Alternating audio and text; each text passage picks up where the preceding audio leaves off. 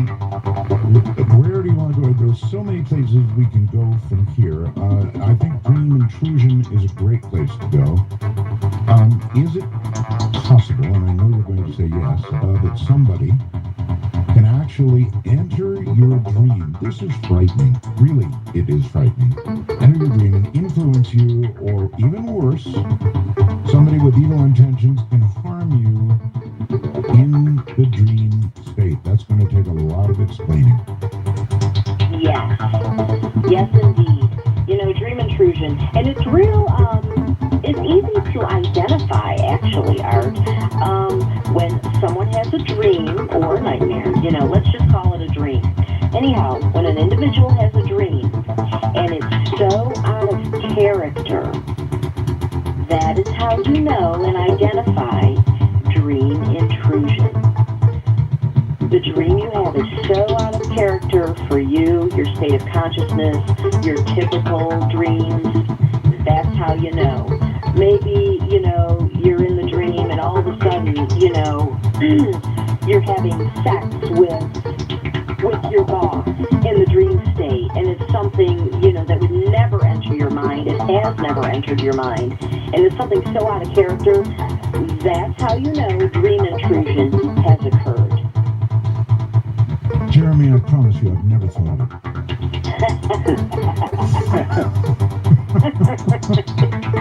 I'm sorry. So, if it's something so out of character for you, then it's indeed possible that it was an exterior influence that caused you to have that dream, or, put another way, do that thing in another dimension. Yes. That's fair? Yes, that's fair to say. And because what occurs in dreams, just as to level the playing field here, what occurs in dreams occurs. It's a reality.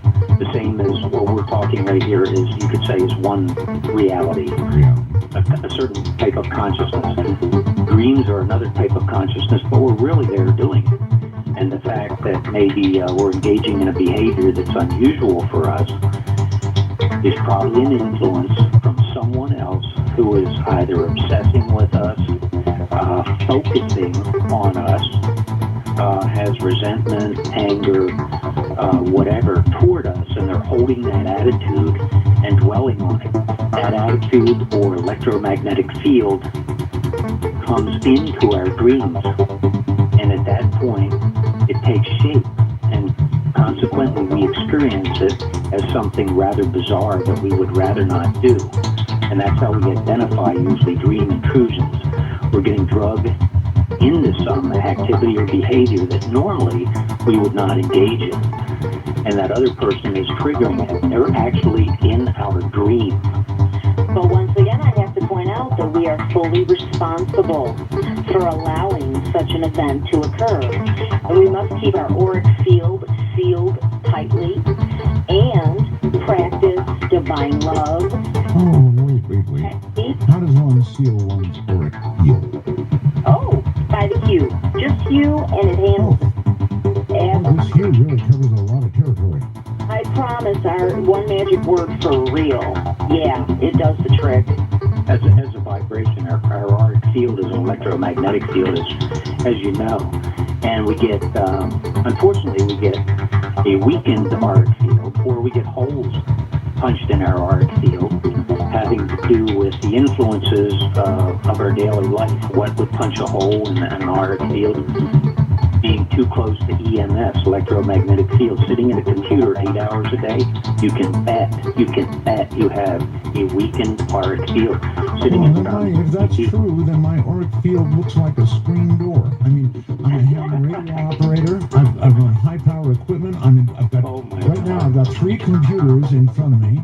2 computers in front, 1 to the side. I've got a little radio I talk to my friends on right there. In other words, I've got electromagnetic fields galore. See, that's a sign or a synchronicity right there. We're talking to you right now, so you can plug the holes in that auric field of yours with the Yeah, that's a prescription for you, Art. 3 hues and call us in the morning. He doesn't call us in the morning. That's great. So you really believe that electromagnetic fields influence and/or drive holes into your aura?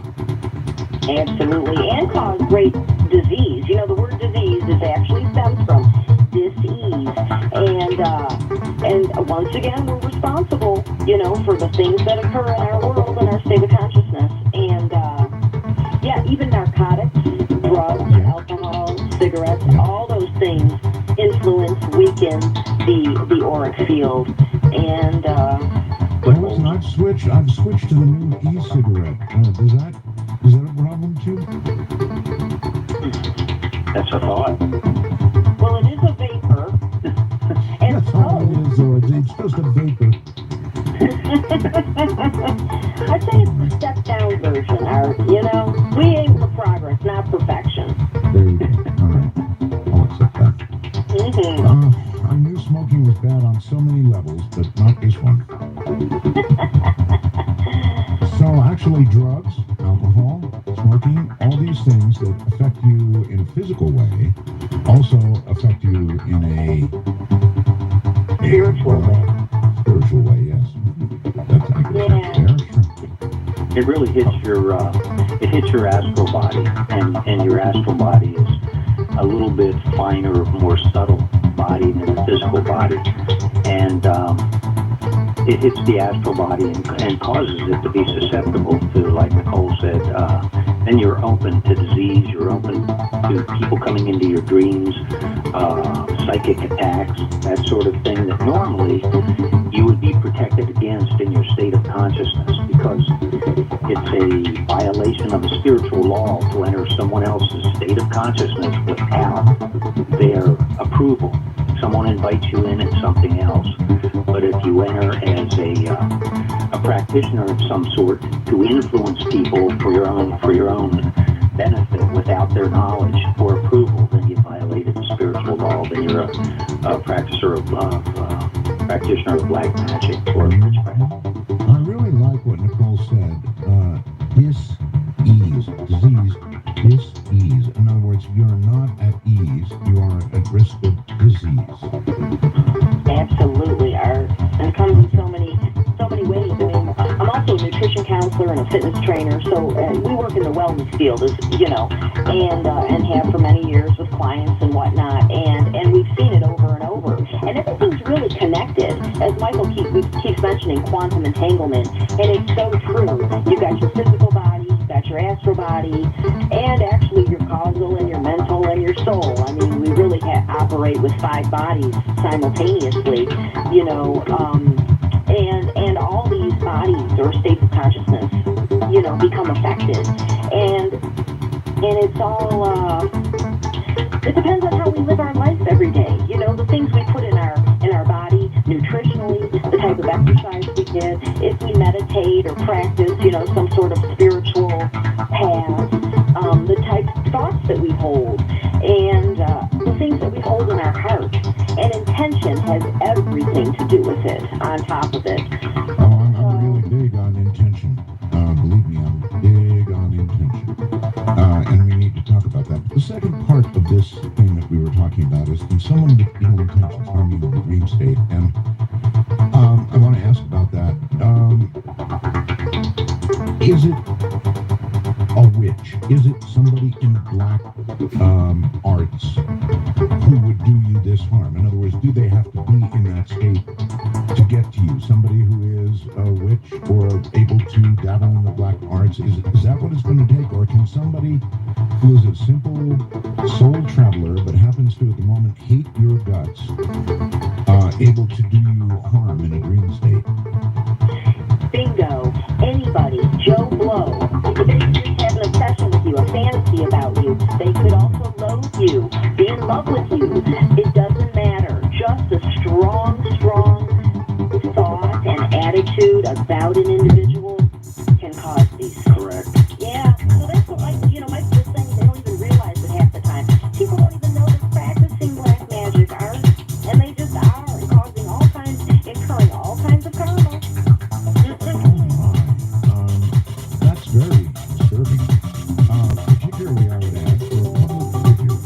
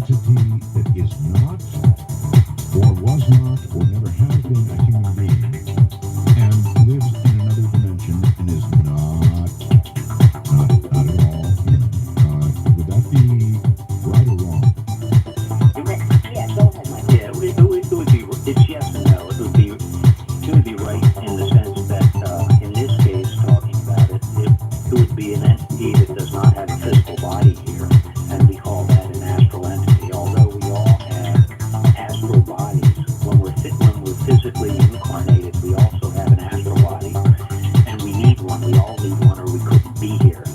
But at the same time, an astral entity is usually someone who was here before and died, or as we say, translated, because you just translate the energy, and they're living in the astral plane, and they're wanting to get back. And I think Nicole's got a good story. Oh, do I ever? Oh, my. And this is like present-oriented story I'm going to share with you and your listeners right now. Well, so that'd be before Halloween, right? That's right. Yeah. So go ahead. Okay, here we go. Additionally, what is an entity really? It's what people call a ghost. We don't use that word. We call it an entity. It's a more neutral term, and that's how we view it. But really, we're talking about ghosts, all the same. Here we go. Okay. So this was just 2 days ago in working with a client and her child and nightmares. And she said, before anything, I gotta tell you, Nicole, my daughter is frightened. She sees this little girl in the house that looks like a zombie, that has on a dirty dress, messy hair. She wants to play with her, and my little girl is so terrified. She's 3.5, by the way. She will not sleep in her room. She will not go in her room, and she doesn't even want to go to sleep. So we're up all night now, and this is as of like the past 2 weeks. And so I immediately asked her the question. I said, have you done anything lately? Have you brought anything in the house? And that's all I said. What I was thinking was tarot cards, Ouija board, psychic, medium, etc. But I didn't say those things. I was thinking. And she says, oh my gosh. She says, on Friday, I had a medium over to the house for a reading. And this started on Sunday. Bingo. Bingo, bingo. When children see, because we talked about this, 5 and under, they can see the other worlds, what they see, the imaginary playmates, they're actual and real and valid and authentic. Kids are not just making this stuff up. And I know this to be true, so I took this very seriously, which is why I asked the question, which came with the answer of, yeah, I had a medium over the other day. Voila, a medium, and Michael likes this one-liner, so I'm going to let him have it. Honey. A medium is called a medium because they are a medium for entities to come in, also known as a channel. So when she came into the house, even unbeknownst to the medium, she brought with her this astral entity and ended up leaving it at the house with the little girl. And so, Well, it's kind of like getting on your computer and going to a website, and your browser says, we're trying to protect you from this website. We suggest you don't click. And so instead you just click, and then you get a message on the screen that says, to get your computer back, you'll have to send $700 to the following address. absolutely. Now, the good news are, okay, so we had that session, and it was like very early, in the morning. And so I gave her some techniques, and then her and her daughter went home. The techniques were this. Cue up the house. Literally, cue it up because it clears all the vibrations out.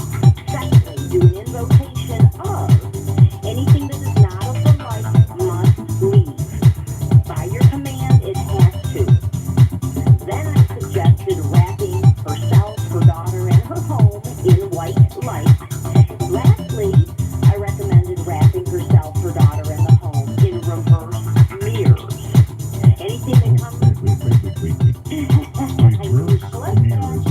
Yes, stop right there and explain reverse mirrors.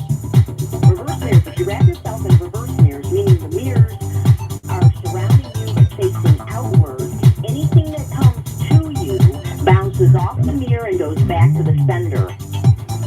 Okay, so So it's this in is neutral. all done. This is all done mentally. I Yeah. understand the concept Other than the of cue. yourself in white light. The mirrors.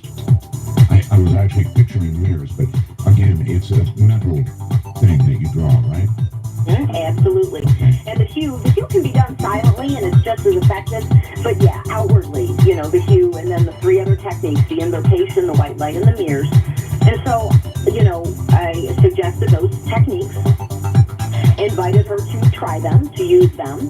She went home, and that night, Art, the child was at home, sleeping in her own room, in her bed, alone, peacefully. Once again, you two, some of what you're saying really has echoes of the craft. I'll be kind this time, we'll say the craft. Yeah. But some of these protections, the mirrors, the white light, it all is, it's kind of part of the craft, right? Well, we just see it as tools of Holy Spirit, to be honest with you. That's what we call it. That's how we refer to it. If it happens to correlate, then I guess those witches are pretty up on some good tools. Oh, they are. They you know are. What I'm saying? I do. Listen, one of the witches I talk to is a warrior, a spiritual warrior, and so she knows, believe me, about these things and much more things that can be done to people that would curl your hair. So. Yes. Yeah. So you know what I said to the client? I said, if you got to do these things, really, you can be your own psychic. You can be your own medium. You don't need John Edwards. If you use the Trust Yourself system, dream signs and intuition, coupled with the hue, you can have all the answers you want. You can see your future, etc., etc. And, she has our books and stuff, and so that's all cool. So she's got the techniques. I said, but if you got to do it, I said, go to McDonald's. Keep it out of the house, Keep it out of the house. And, I'm sorry. I really like a lot of what you've said, and it really actually makes sense to me. Even the mirrors, it absolutely makes sense. And frankly, it's part of witchcraft. In other words, being able to reflect back on somebody else. There's also a very, very big karmic issue here. If you intentionally try to harm somebody, I would bet you two would say, you know what? That kind of thing can boomerang on you, right? Exactly. It's going to bounce right back on you. In other words, you're going to get the retribution, but you're going to pay for it, which is called karma. So, the craft uses the same things that we're talking about because they're probably more aware, well, they are, than most people out there. Mm-hmm. And there's offensive and defensive tools at the spiritual level. When we go inward to those other dimensions where we are in jeopardy, there are things we can use to protect ourselves, and some of them are neutral defensive tools like the reverse mirrors, wrapping ourselves in white light, and the hue. And we're protected at that point. I mean, you can take it a step further, the craft would say, and you can take not to go too far down this road because I don't want to put it out there, but you can create a causation ball. A causation ball you've seen in the movies where it's like a ball of light and they got it in their hand. And some of the movies like with Thor and those different mythological? Yeah, mythological. And they get a ball of white light and they let it build. And then wherever you focus is where it shoots out to. And it hits the person pretty hard, enough to knock them into their last life. Well, at that point we pay for that power that we've just used, but at the same time we've abused because we've done harm to somebody. Whereas if it bounces back to them, they've done it to themselves, and they're going to get hit just as hard as they sent it. So there's the demarcation. Just so you two know, I was married to a wonderful woman who was a practitioner of the craft. So I'm truly familiar with a lot of what you're talking about. All right, I would like to bring up something just to get lighter for a second before we get back on the other side here. Some dreams, well, they're okay. I mean, some dreams are even great. I mean, sex, for example. There's worse things that you can wish upon a person in a dream than sex. I mean, nothing wrong with that. Maybe you're going to be tired, but you're going to have a smile on your face. So wake up with a smile on your face, right? That's right. It's dream sex. That's the best. Yeah, dream sex. So if you want to have a sex dream, I would presume that you can bring that on as well beforehand. Yes. Yes, you can. You can program it. Meaning you could program the intent of your affections, and there she would be in your dream. Is that true? You could, yes. All you do is Really? drift off, and we do it inadvertently or unintentionally every night. People go, "Man, I was dreaming about blah blah, whatever work," for example, and I'll say, "Well, what were you thinking about before you fall asleep?" And they go, "Well, I was thinking about what I needed to do tomorrow at work." Exactly. You just programmed your dream. Thereby, the same is true if you want a sexual dream. You can visualize before you fall asleep. You can visualize whatever fantasy you have for whatever particular person, and at some point you're going to pick up that thread as you fall asleep and go there, and that's what you bring back with you. But I would recommend consent. Yeah, you need consent. Oh, and now see, you wouldn't think in the astral plane you'd have to have consent. You would think that consent would be like automatic. Along with the karma. Along with the karma. As above, so below. In other words, If you don't have consent in the physical, you might go to jail. Well, and that's the karma. Well, same is true. in the astral, yeah, you go to astral police, put you in astral jail. It's not a nice place, all right? On that note, we'll be right back. Nicole and Michael.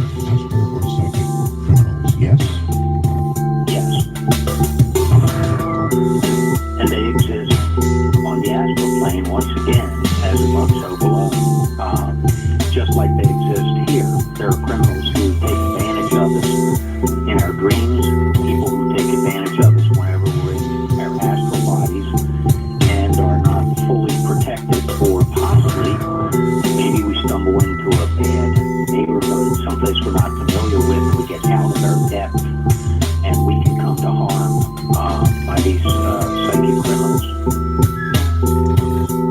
Yeah. I mean, like getting off on the wrong street in East LA. No trouble. South Central LA, there you go. So there really are these criminals, and they're really like astral police folks. Sure, and there are astral police, just like they're a replica, if you will, of the police that are here. And some people call them, and I had seen them before, and I call them the Men in Black. You know, almost like the Men in Black. And yeah, they come to track. Sometimes on the physical plane, they will show up to track down the astral criminals that are here terrorizing people that come into our plane by one method or another, and to do so to cross the veil without having a body here is violation of the spiritual law, and they're trying to track them down, and when they do, they take them back and put them in astral prison. So, You're really out of my element now. I have no idea there were MIBs on the other side. I've never seen no such thing, so I wouldn't know. So you could actually be saved by one of these astral police, or if they don't arrive in time, God knows what would happen. Probably only God. yeah, and you could take a scenario where something some sort of serious harm occurs to you while traveling in the astral dimension or the astral body, and some people awaken from a night terror or a terrifying dream of some sort, and they actually have marks on their body. It's unusual, but not that unusual. Yeah. I've heard of this. No, I'm very aware. Can you do the equivalent of calling, I mean, if you're in the astral plane, can you call 911? I would call HQ. You can use that vibration. Really, it's like changing the channel on your remote, because in a place of fear and darkness, it's on a frequency. Really, everything's a vibration or a frequency, as we know from quantum. That's all there is. All these universes. That's it. Period. And when we cue, we change the frequency to one of a higher vibration. Consequently, the focus shifts immediately, and we're taken out of that dark place. So, Here, I've got it. Here we go, Art. Something that happened to me years ago just came to mind. I'm going to share it right now because it's germane to what we're talking about. About 15 years ago, I had a procedure, and so they gave me Percocet, right? Percocet, opiate narcotic. Okay. So I'm home from work. You know, Michael and I, we've been together 19 years now. We're married, etc., etc. So I'm home on my little Percocet, you know, and when you're on opiates, you're kind of in this world and you're in the astral world simultaneously. You're kind of in that twilight state. And so Michael leaves for work, okay? And he had just left. And I'm laying on the bed and I'm in pain, so I'm really not moving. I'm not too mobile. And all of a sudden I hear the sliding glass door close. And I thought he came back in. And then I hear someone walking down the hall. And I hear, like, you know, Michael used to wear Dockers a lot of the time. And as the pan legs would rub together, you could hear the material. And so I heard what I thought was Michael walking down the hall towards me. I thought he came back in. Maybe he forgot something. And I'm laying there, half here, kind of floating, drifting in the astral, this type of thing. And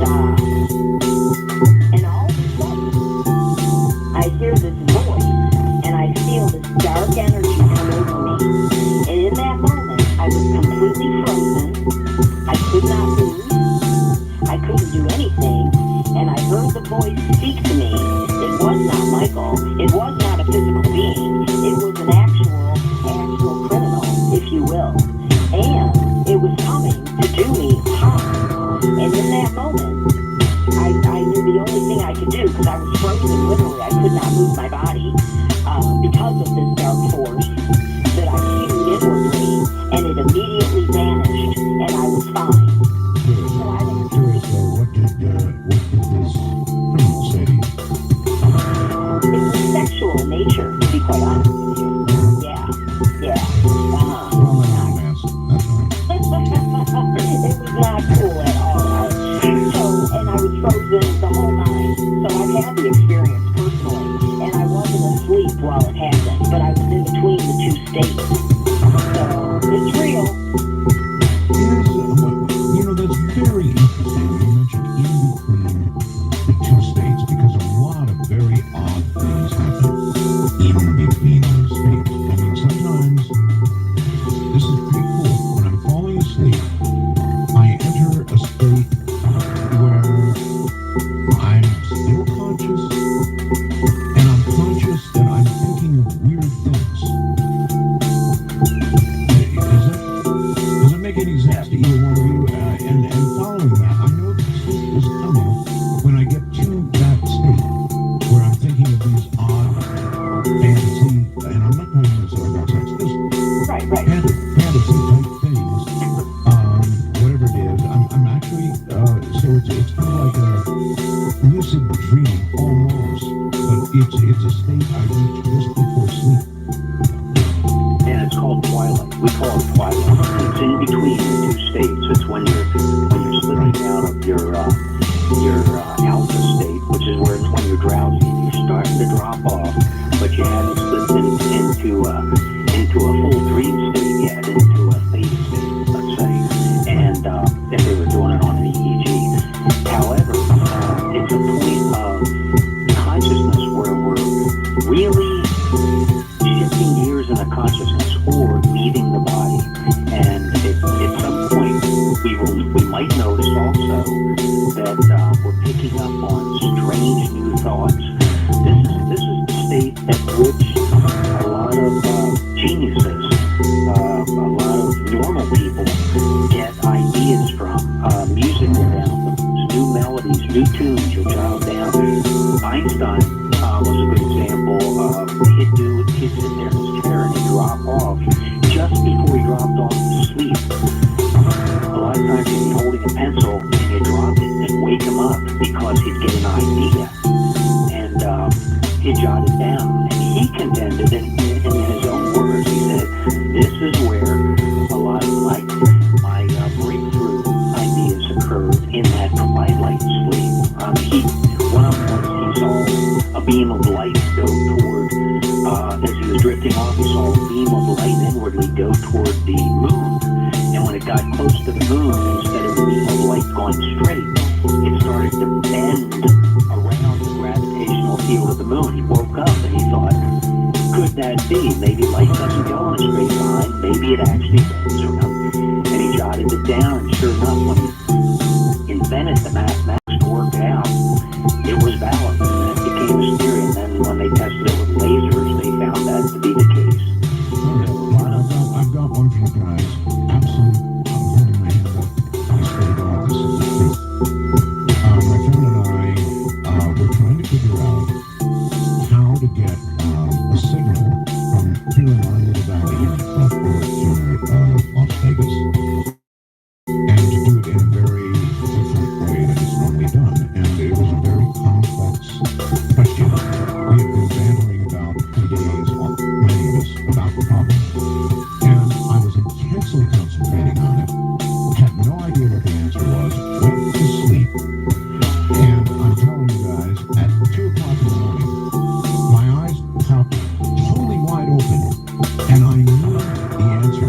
I immediately got out of bed, went to a piece of paper and diagrammed the whole thing out. And then, by God, the next morning I woke up, I looked at the diagram, and it was the answer. It was so. These things can happen. You can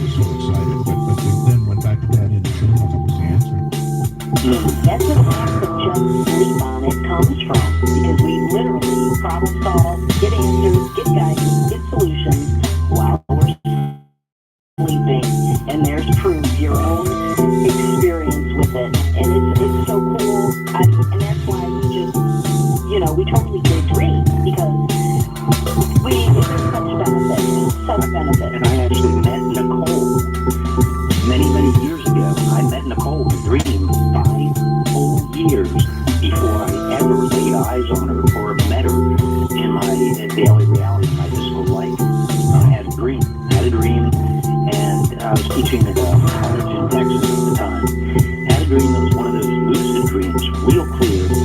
Woke up, completely remembering the dream. The girl in the dream was named Nicole. She was a stranger, and I jotted down the way she looked, her name, and we were in chemistry class together, which, indicates there's going to be chemistry. Fast forward 5 years, and who walks into my class? I'm teaching sociology. Who walks into my class but the dream girl, Nicole? And it changed my life. I mean, that's when I knew the validity of dreams, yeah. All right, here's another one for you, dream related. I want the answer to this. I have for a long time. If we have even a very striking dream, unless we write it down, unless we make note of it in some way that, we can hold on to it, our dreams slip away really, really quickly. And while it was a very beautiful dream, whatever it was, it can be gone in 10 minutes of getting up to get your coffee or whatever it is you're doing.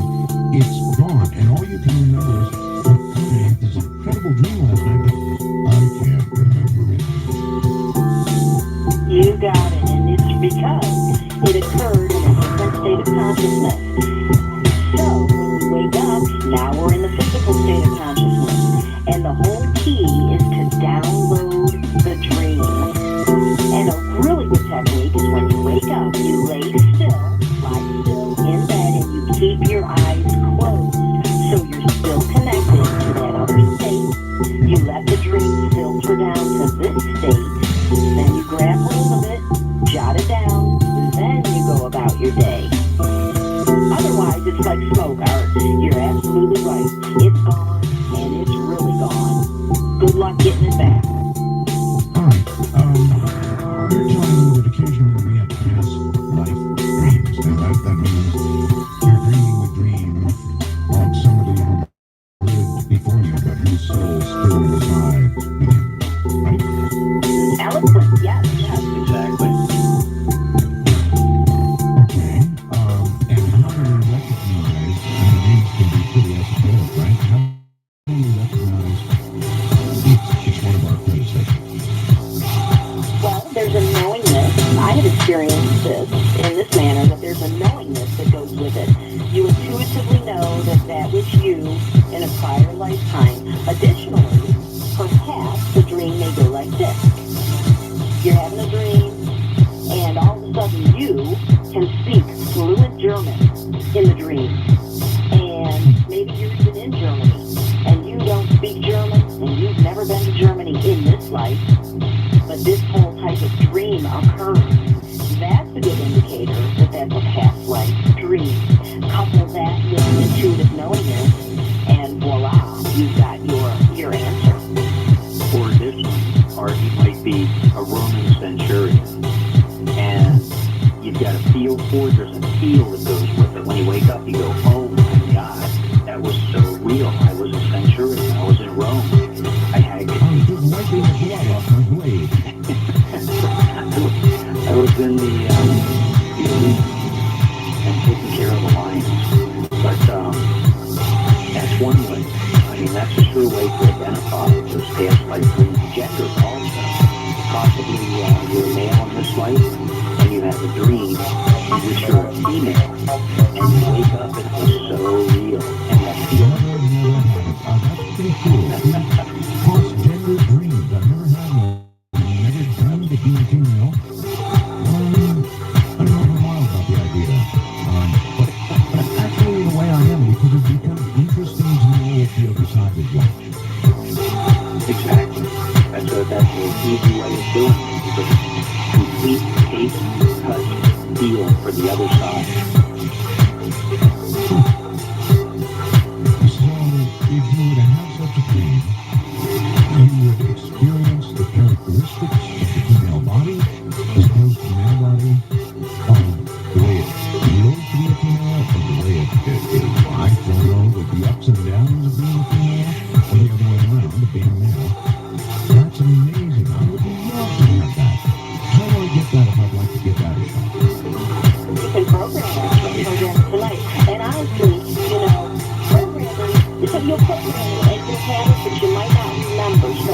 doesn't, if you don't get the answer the first experience on the first night, don't give up. Program it again. Usually by the third night, you'll have the experience and you will remember it as well. You categorize past life dreams as so terrifying that you may not want to go back to sleep. So, really, I mean, that terrifying? It depends on the past life. Yeah. And in many cases, you might tap into how you died in a previous life, and you know that may not be so pleasant. You know, getting back to think about it, being buried alive, or all the different things. Yeah, you know what I have found, you know, for knowing this, it's through the program, you know, is reincarnation real, our past life valid, you know, show me the past life, that's very direct. But the way I allow my own dream tracking to work is I allow it to come in the manner that Spirit wants it to be delivered to me. In other words, if I have a question, you know, should I take this job? Should I move? I'll be very direct in knowing this that way. But as far as past life dreams, I let Spirit deliver to me whatever is best for my unfoldment. So I don't mess with it because maybe I don't want that experience, or because maybe it's going to be disharmonious, you know, unsettling. So I let things flow naturally with the best intentions behind it. I would say my biggest fear in life, folks, is the earth opening up and swallowing. So every time I see one of these stories of a sinkhole on the news, I get shudders. I'm telling you, it just freaks me out. There was a guy that got swallowed by a sinkhole and killed not very long ago, who had been in bed. Yeah, that's Yeah, that's right. Sinkhole swallowed him. I don't think they ever found his body, so he was instantly buried. That's, to me, just absolutely terrible. Let me mention something. A good way to know if something is past life connected is this. If something is presented, whether it's an idea, a thought, an activity, or a person, and upon the thought of it, or upon meeting the person, we have a strong affinity or a strong disdain for the thought, idea, activity, or person, and there's no apparent connection to this life, it is past life related, and that is a surefire way of knowing. So your fear of being swallowed by the earth is probably connected to a past life incarnation and how you died in that lifetime.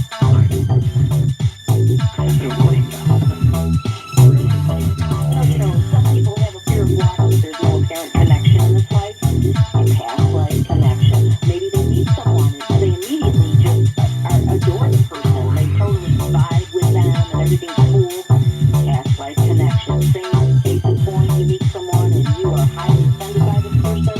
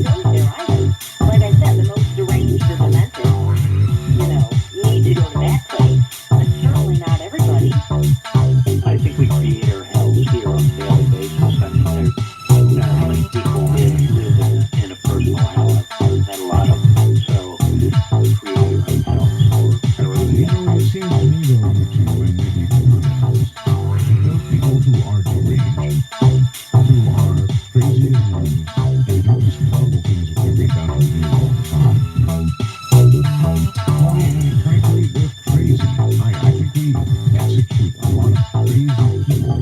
And I've always struggled with this because it does seem like that if you're mentally impaired, to the degree that you do the things we read about, that you don't exactly deserve hell because you're not really making this conscious decision to do evil. You're driven to do it by some mental defect.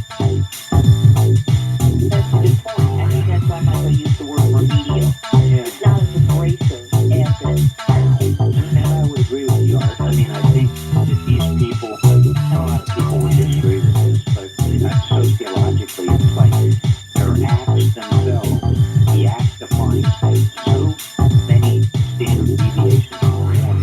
That defines them as crazy. And as such, they have diminished responsibility. Under the spiritual law and under the physical law.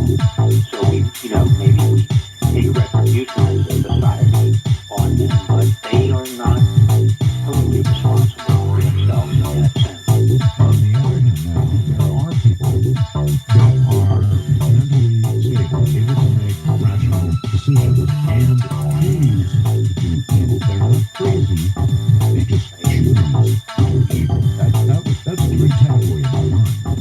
Absolutely. It goes back to what I was saying. Intention determines everything, Art. It really does. Intention of the heart and the act determines All the right, act. now we're going to talk about something really scary, as if this hasn't been enough. But I'm almost afraid to ask. I have dreamed, as I'm sure many people in the audience have, and we'll hear about it, almost dying, but I never die. In other words, I fall off a cliff, and I'm screaming like a banshee, not going ooh, but going ah, and I'm going to hit the ground, but I wake up before I hit the ground. The question is it possible that sometimes you don't wake up before you hit the ground, and you do hit the ground, and not only do you die in your dream, but you die? Yes. And often the case when someone dies in their sleep, and maybe they do an autopsy and they had a heart attack, that's exactly what happened inwardly, is they had a dream experience, and death occurred in the dream on the inner, hence death occurred on the outer via the heart attack. I'm never going to be able to unhear this. And I'm serious. I mean, I always thought you are protected in some manner. That's why you wake up before you hit the ground. But you tell me, no, you can't hit the ground, and then like you have a heart attack, and you die, and you can't come back and tell anybody about it because you're dead. And we'll separate these experiences real quickly. I think we've all had that all one time or another where we're all off the cliff. I have. And what happens is, as we're falling, we're really falling in consciousness. We're coming from maybe an astral consciousness or another consciousness in another dimension. We're falling back into a physical state. That's why just before we hit the ground, we wake up because we're really falling back into the body as a state of consciousness. That's different from, many people have had that. That's different from actually maybe being on the astral plane and having an astral criminal shove us off a cliff in which we die on the astral plane. And when we do, the silver cord that connects us to the physical is cut or severed, and we die in our sleep. And they say, oh, he died peacefully in his sleep. Well, that's not really the case. You see, that's another thing Dr. Albert Taylor told me. The solar cord cannot break. You're a state of mind, don't worry. You go from here to the moon, go forward, stretch out, when the break, we'll be right back. You'll be safe, no problem. You guys are saying no. Well, you know what I like about the Trust Yourself system, Art, and I was going to say this for all your listeners, because here we are, we're having a conversation. Now, Michael and I, we do know of what we see. However, people are listening, and they can believe it or not. But I say test it. I invite everyone to test what we're saying so they can personally come to a knowingness for validation and confirmation.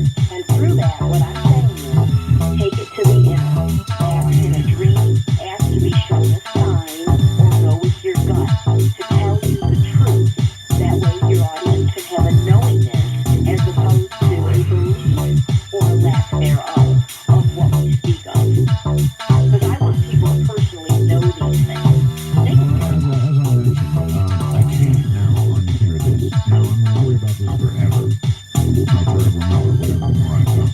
We don't worry about it. But, the next time I have a dream like this, it's going to occur to me what you've said, that I may hit the ground. Now, that's very upsetting.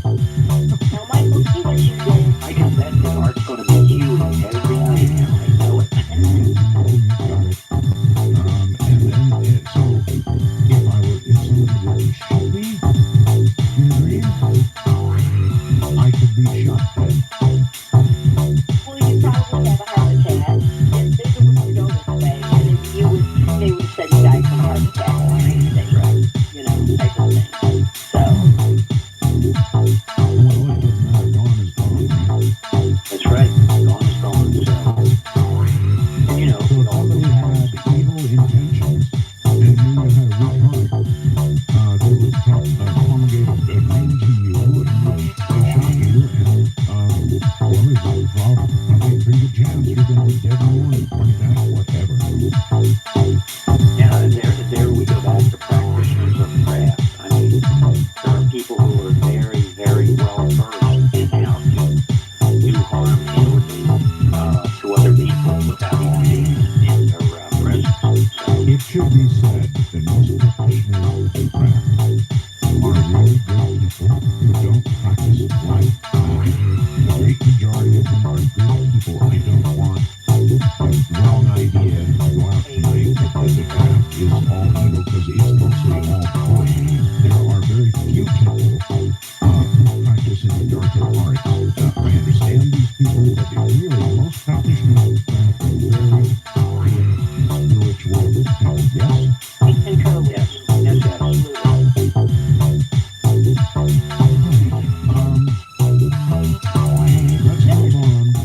I'm sorry, go ahead.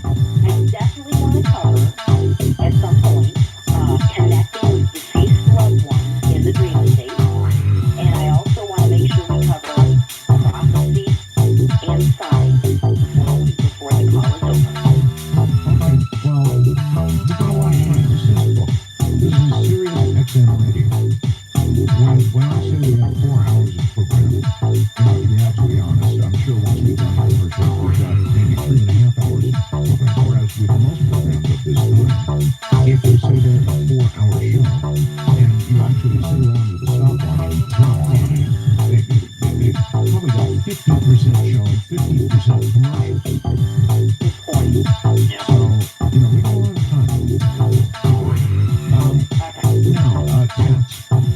You have something here about cats being able to protect you from unseen forces, even perhaps in your dreams, and so forth and so on. I'm a big cat person. Had cats all my life. Have them now. Brought one back from the Philippines for me. Little beauty. And so cats are all around me all the time. They really are some form of protection, and if so, why not dogs? What about cats especially? Well, it's interesting because we have a black cat named Smokey. Big fluff ball is a little Persian. Yeah, he's a real love ball. But in ancient Egypt, I mean, there's a whole mythology that goes along with this. They worship cats. Oh, they worship cats. And as the saying goes, cats have never forgotten. You know it.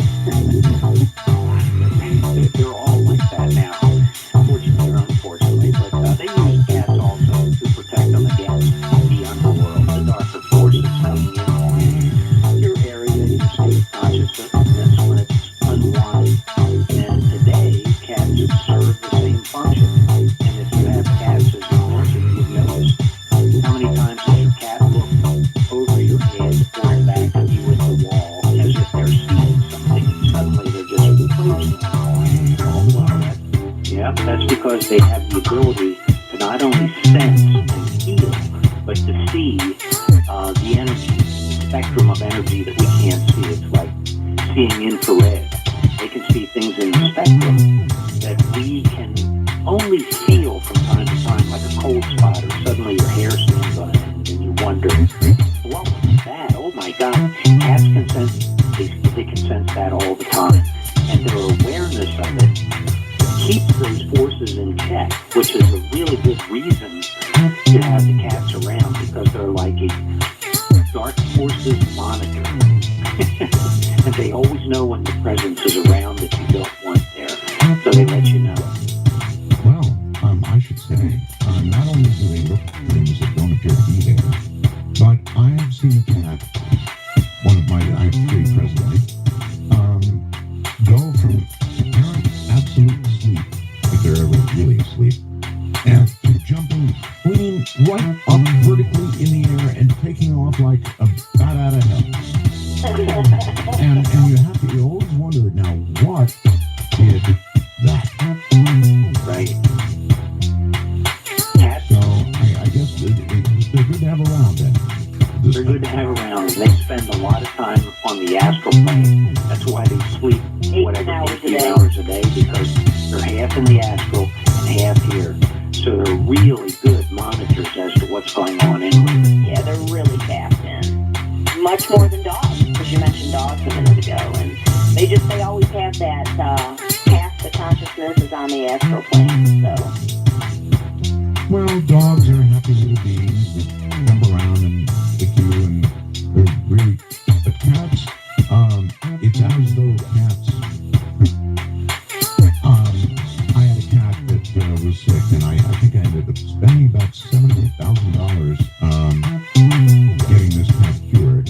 And I had an opportunity to speak to the veterinarian at length about the cat, and one comment made me was a specialist in Las Vegas, a real specialist. She said cats, physiologically, might as well be from Mars. They are so different than any other mammal on the planet, internally, physiologically, that they might as well be from Mars. And she was absolutely serious. That's something for you to remember. Yeah, absolutely. Yes. All right, young lady, there were a number of things you said you wanted to get to, so let's march down one of those roads. What would you like to talk about? Let's talk about connecting with deceased loved ones, shall we? Sure. And I'm going to just lead right with the animals. We tend to reincarnate with our animals. So that's a nice, happy thought, because our animals are like our kids. They're like our pets. If you've got the love bond, which typically, pets and pet owners do, and they reincarnate with their owners. Even go back and forth from cat to dog, etc., etc. And you'll know because they'll exhibit a behavior in the present life, something that resembles your animal that maybe you had 10 years ago that's passed on. They'll exhibit the same behavior, and that'll be an identifier to the fact that this is the same soul. So that's a nice thought, something to share. Well, it's a nice thought, but cats to some degree, and dogs, act the same way, so I'm not sure that that's easily absorbed by me. They do act in similar ways, of course it's true, but I don't know that it means that it's the soul of the departed. Let me be more specific, Art. Okay, let's say the cat, here's an actual story of a client we had. The cat had a certain blanket, and that was the cat's blanket. Then, the cat translated, now the person got a dog, and the dog kept going right to that blanket, just like the cat did, letting the owner know, hey, it's me, and I'm back. They'll use different methods, but something that the owner will recognize in order to let the owner know. And the way you can confirm it once again, is take it to the dream state, or set up a sign, or go with your gut so you have full knowingness that this in fact is your reincarnated animal. It's kind of like the test that they give to the Dalai Lama, and they bring those toys out and they lay it before the small kid or the baby, and it selects the same toy, and you go, oh, Dalai Lama from a previous life. Yes, well, there is a lot of that. I don't know how much weight to give it, but it's an interesting thought. All right, so there you have one. What else did you want to get in? Okay, connecting with deceased loved With ones. loved ones, yes. Now, before we get to that, let's talk about eternal souls. Now, I would like to understand, and I understand that you believe in the eternal soul, obviously. However, I'm not as sure. I do have some doubts, frankly, that there may be another side. I think there is. I hope there is. But I'm the kind of person who really demands truth. Now, so far tonight, with all the things we've talked about with regard to dreams, we're pretty much talking about a living human brain perceiving these things or going through these things. Now we're going to talk about after death. So it's kind of a whole new category. How do you all know that there really is another side? Michael Lynn? For me, it comes down to going there, experiencing it. In other words, yeah. And what is truth really? Well, truth is a knowingness that we've experienced. When we experience something at a personal level, it becomes a knowingness. And 7 billion people on the planet can say, "Oh, that's not so," and I'll say, "Yes, it is, because I know it to be so." Thereby, when I sleep and I dream and I leave the body, or I leave the body, soul travel in meditation or contemplation, whatever you want to call it, I have experiences in places that I bring back here in full knowingness that allows me to say 110% that I know there's a life after death. I know there is no death, that there's just a translation, a shifting of energy. Because what is it that makes you know that, Michael? the experience itself, by going there and experiencing it inwardly and bringing it back to this life. It was interesting. Many years ago, I had a paint and body shop, and a local minister dropped his car off to have it painted, and he came to pick it up, and it was the end of the day, and I had a bottle of wine there, and I started drinking before he got there. So by the time he got there, I was just a half shaved with the wind, and he asked me the question. He said, "Hey, do you go to church, or are you coming to church on Sunday?" and I said, "Why?" And he said, "Well, so that basically, how do you know where you're going after death? You need to cover your options here." And I said, "Oh, I know where I'm going." And he said, "What?" He said, "You know where you're going?" And I said, "Oh, absolutely." He said, "How do you know that?" I said, "Because I've been there." And then I launched, and he could not get out of there fast enough. He grabbed his car and drove away, and never went in. I hope he paid you first. He did.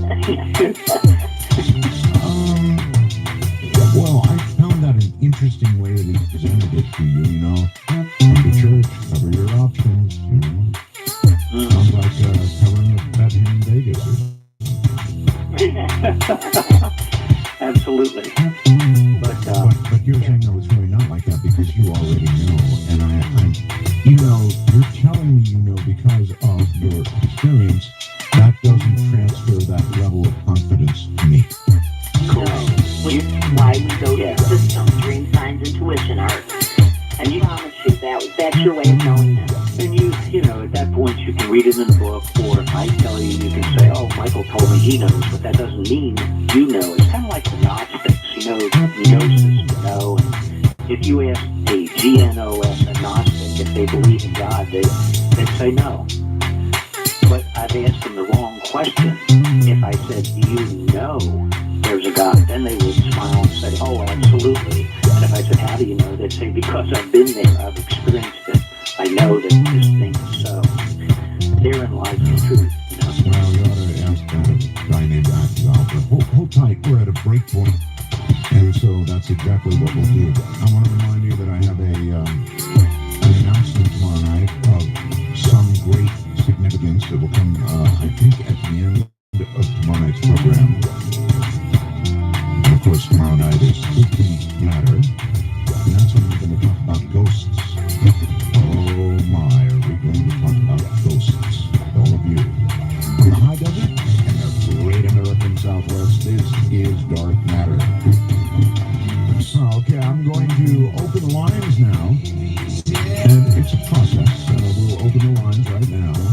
we'll ask your name and I guess what city you're in, and that's all we'll ask. And then we'll get you on with the dream team, because I know many of you have questions. How could you not after hearing all this? Do you enjoy listening to Dark Matter? But perhaps you have not. And the family member that's still alive, living, after those emotions fade and they get clear, they will start remembering dreams with the deceased loved one. But additionally, they can set it up and actually program it to bring some comfort and peace. How do we know? I don't mean to be rude, but I mean, how do we know that it's not our brains so incredibly wanting, our living brains so wanting to, as you put it, know that our loved one is okay, that we don't manufacture the information? That's the obvious question. It's a feeling more than anything else, Art. And it's kind of like the answer to the question, how do we know anything? Well, unless what's in there. People could tell me about skydiving, but unless I skydive, I'll never have the feeling. I'll never have the knowingness of what it is to experience skydiving. You might want to put that off. I went on a lighter than, a hang glider and broke my arm, bone was sticking out. I might want to put that off for a while. But it's one way to, the dream will impart a feeling that we bring back as the real deal. And that person at that point has that knowingness within them that was what they were looking for. That's the assurance. How can we know in this life? That's as good as it gets. Or another example, which is one other thing we're going to talk about, and that is prophecy. And it's rather interesting because people say, well, how do I know that dreams are any more than just a dream? Like your mother said, oh, it's just a dream, don't worry about it. Well, if we journal our dreams, if we track them, if we jot them down and start writing them down when we wake up, we will find, here's something for your listeners, we will find that the majority of our dreams are absolutely prophetic. And it's pretty stunning. And the only way to know it is because we forget the dreams if we don't jot them down. When we jot them down, in a week, if we go back, or 2 weeks, we look at our dreams, we'll go, oh my God, that happened 3 days later, that happened a week later, and we experience a breakthrough at that point. It's like dreams are prophetic. I've just realized it. And that alone gives us insight to the significance and importance and guidance, really, of dreams. So, if I fall asleep, and I'm young, and I fall asleep, and I dream of something with really big, glowing red eyes, and teeth that are about 3 inches long each, with a long snout coming at me, and Mom says, oh, honey, it's just a dream. I should be wary because red eyes are on the bay. Because the next night or 5 days down the way, you may be watching a scary movie, and guess what? There is that monster from the dream. You go, oh my God, there it is. It's okay. It's all right if it's in, who cares if it's in a movie? I just don't want it in my bedroom. I don't blame you. All right. Anything else we should cover before beginning to speak with the peoples? I think we're ready for the peoples, aren't we? Yeah, sure. Yeah. Bring on the peoples. Here Let them have their say. Okay, good. Here they come. And we'll begin in Oklahoma with Daniel. You're on with the Dream Team, Daniel. Roswell to you and many more Area 51s. But anyway, my question is, I'm a trucker, and I do a lot of long hours and stuff like that, but there's times when I go to sleep, and I'm dreaming, and I'm around a crowd of people or something like that, but I'm still tired in my dream, and I'm trying to hold my eyes open. I feel like a leaf kind of floating toward the ground, and my eyes are shut, and I'm trying to go back to sleep. What is that caused from? It sounds like you're tired. you're simply tired.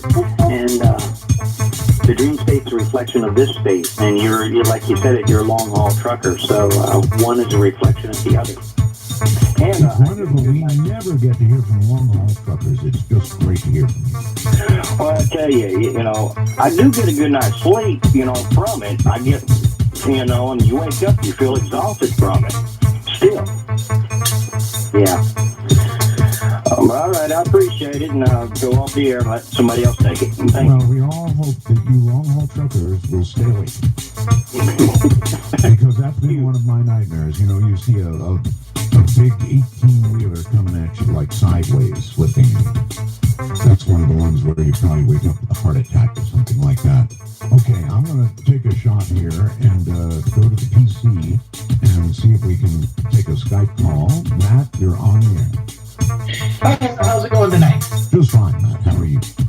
I am doing awesome. Hey, just had a question for your guests. You guys briefly touched on it earlier, dying within a dream. I actually had a few dreams where I have been shot by people and have collapsed, have died, but my consciousness is still there, and I am able to share the surroundings and everything. I'm dead within the dream, but usually a couple minutes later, that's when I wake up, and here I am. Mm-hmm. I think that's weird and unusual. Usually, of course, I've got the dream team here, so is that unusual for somebody to have dreams like that where they're actually shot?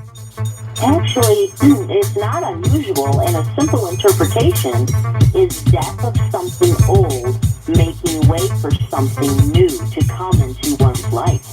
It's actually a very good symbol. Okay, Matt, enjoy your wounds. Thank you. Take care, buddy. If you want to contact us on Skype, it's art.bell51. That's all you have to do. Oh, art.bell51. Where we go. And now to the state of Maine and Scott. Hi, Scott. Hi everybody, how you doing tonight? Just spiffy. Good. I got a couple quick things. You're talking about the dream intrusion, like you mentioned that you dream about something that you would not do, like sleeping with your boss. Just saying, like, the person you're dreaming about, are that you're not normally doing, are they aware of that somehow and kind of being like, all right, well, I'm going to go mess with this guy today because he didn't do his work too well? Do they know they're doing that, or? Yes and no. Sometimes they are aware of it, and generally that they are not aware of it. But sometimes people will be in the same dream, and they will have the exact same dream, and they are aware of the fact that they have been in your dream, really in your state of consciousness, without your approval, and they're messing with you. Sometimes That's they know really it. weird. Sometimes Oh, they that's don't. weird. Yeah.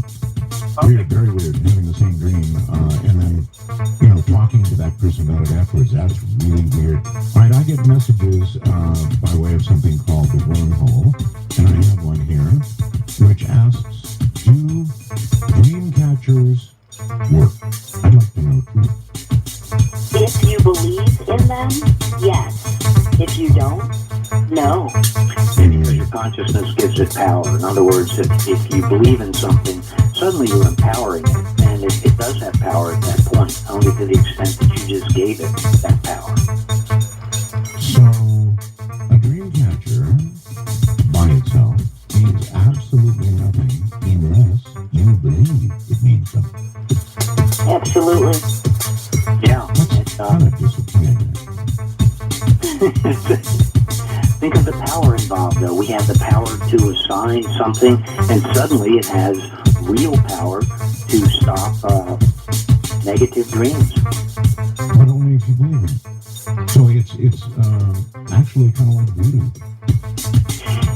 Yeah, and it's interesting when for example, I just thought of my daughter when she was 3 years old. We lived in the country, and I had built the house from scratch, and there was a lot of scorpions. It was in Texas. I must have built it where the scorpions lived or something. There was literally thousands of them. I couldn't get rid of them. And she would wake up at night, and there'd be a scorpion in her bed or in her pajamas, and it was stinging her. She must have been stung. I don't know how many times. So at some point, I came up with a solution. I went down and I said, okay, what I'm going to do is put a scorpion wall, because she was freaked out. She didn't want to sleep, didn't want to go in her bedroom. I said, I'm going to put a scorpion wall around your bed. And it's an energy ball. It looks like this. And I went and I showed her, and she visualized it. And I went to each corner of the bed and did the wall. And guess what? No more scorpions ever bothered her there. And she was 110% sure it was the scorpion wall. And at first, I kind of had my doubts, but soon I confirmed the fact that it worked. And at that point, it was the power of the scorpion wall. And does that work for spiders? It should. The reason I say this is because the other day a spider dropped on me, apparently from nowhere, felt like it anyway, and bit me. Back of the neck. I slapped it with my hand. Oh, yes, I slapped it with my hand, and I had a whole handful of spider juice. It was awful. The fire department came. Let's go to Indiana and Tron. Really, Tron? Hi. Yes, really, Art. How are you? Fine. I have a question for the Dream Team, and I have a quick question for you as well, if I can get it in real quick. Okay. My grandmother passed about 3 years ago, and she came back to visit me, and she still does in the dreams, and some of the dreams are just so real. I have conversations with her, and I've even asked her what the other side was like before, and we have a conversation to talk. Yeah, I did. Wait. What did your grandma say about the nature of the other side? It was weird. We were hanging out in her kitchen, which is kind of where I grew up, and I asked her what the other side was like, and she always liked to joke around, and she said that it's great. It's really great over here, only everybody walks around naked, so, and we laughed about that. That was her sense of humor. I don't know if that's something to look forward to or not. Okay, well, anyway. But, anyways, some of those dreams are just so super real, and they're so connected. And then I have other dreams about her where she's in the dream, and we're just all along for the ride, basically. You know, some dreams don't make sense, and I just wanted to ask them why sometimes I'll acknowledge her and tell her I miss her and we'll talk, and then other times she's just along for the ride in the dream. She's part of it. I think the difference is, one is an actual you're visiting with her. The other is that she represents a symbol and a message within the dream as opposed to an actual visit. And those dreams you would merely decode and then, extract the message and act accordingly. That's a really good answer. I like that. That makes a lot of sense. And I have a question for you too, Art. Sure. I was listening to one of your older shows from 2001, probably, I don't know, and you were having this sequence of dreams for like a week straight. You were dreaming that you were living out other people's lives, and the way you described the dreams, there was this, you could even remember the most minute detail of these dreams, and you were talking to dream experts, actually, and I was wondering if you still remember those dreams, that sequence you were having, and the way you were talking to them, you were almost going to go check it out. Like you were going to go to a different state because you knew where the dreams were happening, and I don't know. That's always stuff with I don't remember this at all. I don't remember it all. At all. It could be Alzheimer's creeping up on me or something, but honestly, I don't remember that. Are you sure it wasn't somebody on my show, or? It was you talking about it, and you weren't exactly thrilled about it, but you were. It was. I don't know. It was still happening to you, and I just found that so fascinating, and I just never That is fascinating because I don't remember it. Yeah, it's been about 12 years ago, for, I guess for you, so got a lot of things. Even 12 years ago, I think I would remember that. I remember I had one out of body happening in Paris, France, while we were on vacation. So I think I would remember that, to be honest with you. I mean, that's a big event if you're dreaming virtually every night of being somebody else. No, I'm sorry, I don't recall that. So there you have it. Hello, Jeff. Jeff in Idaho. Turn your radio off, please. For you, so. Off, Jeff. Off. Turn it off. Fine, there you go. That's better. Hello? Jeff? No. Okay. So he just called us to play the radio. Dave in Indiana, it's your turn. Hi. Hey, how you doing, Art? Just fine. Hey, a few weeks ago, I'm a truck driver. A few weeks ago, I was in my bunk sleeping. My co-driver was driving, and I had a dream, nightmare, that I was on the top bunk. We were heading towards an overpass. The overpass was really low, and it was going to squish me. Oh my God. On the bed. That's horrible. Do you know there's a webcam that watches an underpass which has a million warnings. You know, it's like 12 feet or something like that, and this webcam just watches all the time while these trucks run into this thing and shave off the top of the truck. Just exactly what you're talking about. I've seen it. Yeah, it's hilarious. Of course, it's awful. And your dream, you know what, buddy? I'd stay the heck out of the top bunk if I were and right before they hit the overpass, in my dream, I was banging on the cabinet to tell my co-driver that this overpass was too low. And when I woke up, I was at the foot of the bed, halfway off the bed, holding myself up on the floor. And would you say he's having a prophetic dream, or what does that sound like? I don't know what the dream meant, but now every time we go under overpasses, even if it's 20 feet tall, I'm still afraid that we're going to hit it. I hear you. Prophetic dream, folks, or what? Yeah, hopefully it's not a prophetic dream, but it might be, it might be a warning dream. If Dave, I would take it as a keep alert for the next month or so, all right? Yeah, that's Here, on a lighter note, I was going to say it's a dream that needs to be decoded. And it's something to this effect. If it were my dream, it would probably be in the realm of I'm limiting myself in some way. I'm cut off from something in some way. And it's something to do with work, which is why it happened while you were in your truck, because your truck represents work. Right. Yeah, In the so meantime, I'd stay the hell in the lower bunk if I were you. It was funny because I wasn't even on the top bunk while I was sleeping. I was on the bottom bunk. In that case, I'd learn to sleep in the seat. Whatever it takes. I mean, their advice to you was stay alert. Now, how do you do that? How is that consistent with sleep? Anytime I get tired out here on the road, even if I'm not done driving for the day, I pull over and I'll take an hour or two nap, just so I can stay alert and stay awake. Good for you.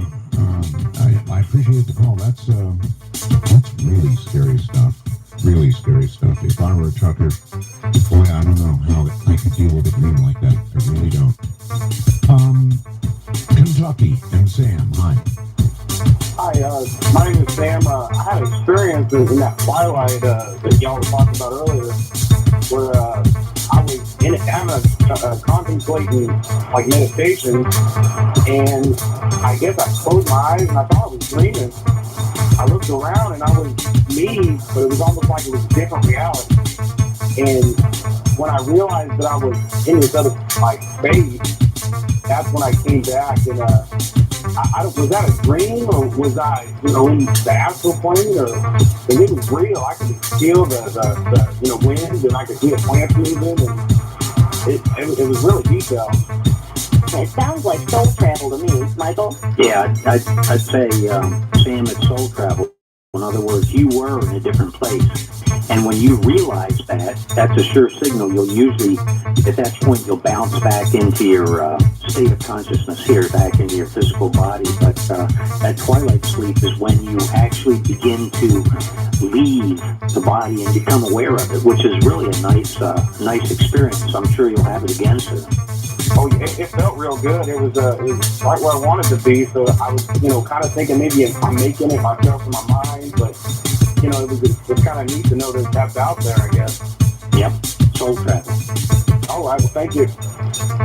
Actually, it's my experience that the beginning of soul travel is kind of disturbing. In other words, frequently associated with soul travel, or the beginning of possibly leaving your body, there's a kind of a vibration and a humming, and it's not really comfortable.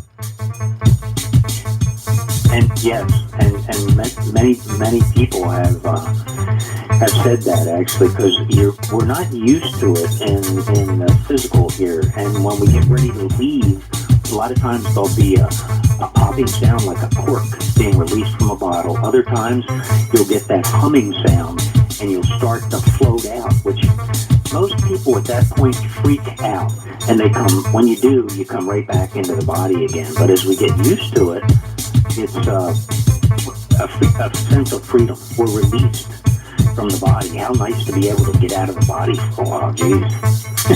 Yes, indeed. All right, hold tight, y'all. So in other words, you begin drifting off, you start having little fantasies of whatever, and then you're out. From the high desert in the great American Southwest, this is dark matter.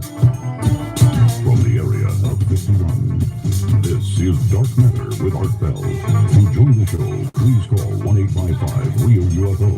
That's 1-855-732-5836. That's the number. That's the way to connect. And don't forget, Skype. I'm Art.Bell51. That's it.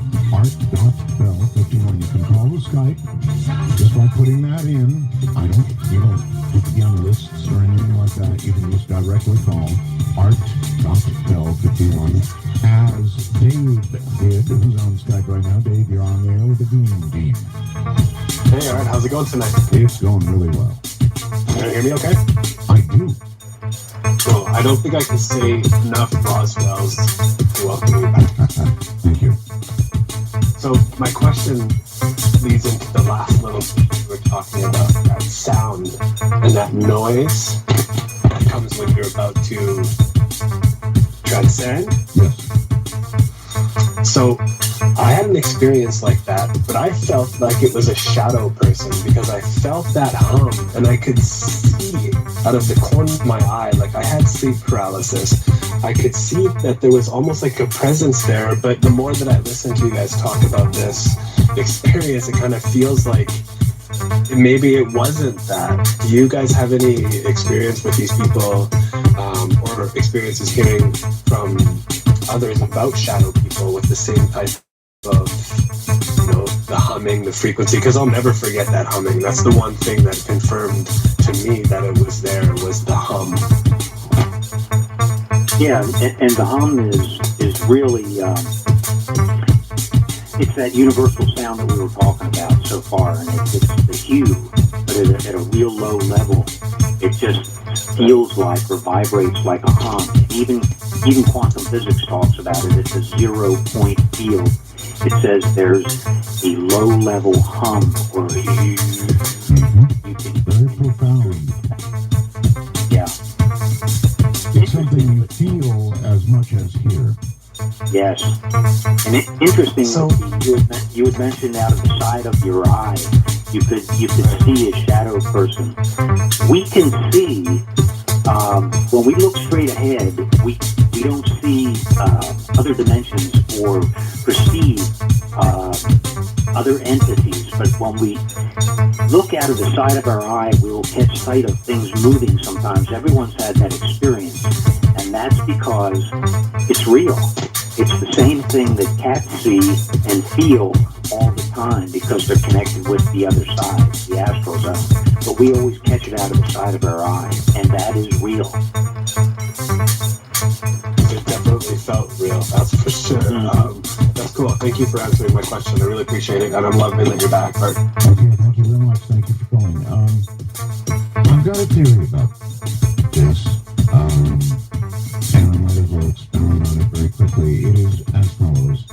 Yes, we see things in our peripheral vision, and I think that everybody sitting in front of computers, which are going at a faster scan rate all the time, are beginning to be influenced by that scan rate, by that frequency. And I think that increasingly it allows more and more people to see these things that otherwise they wouldn't see.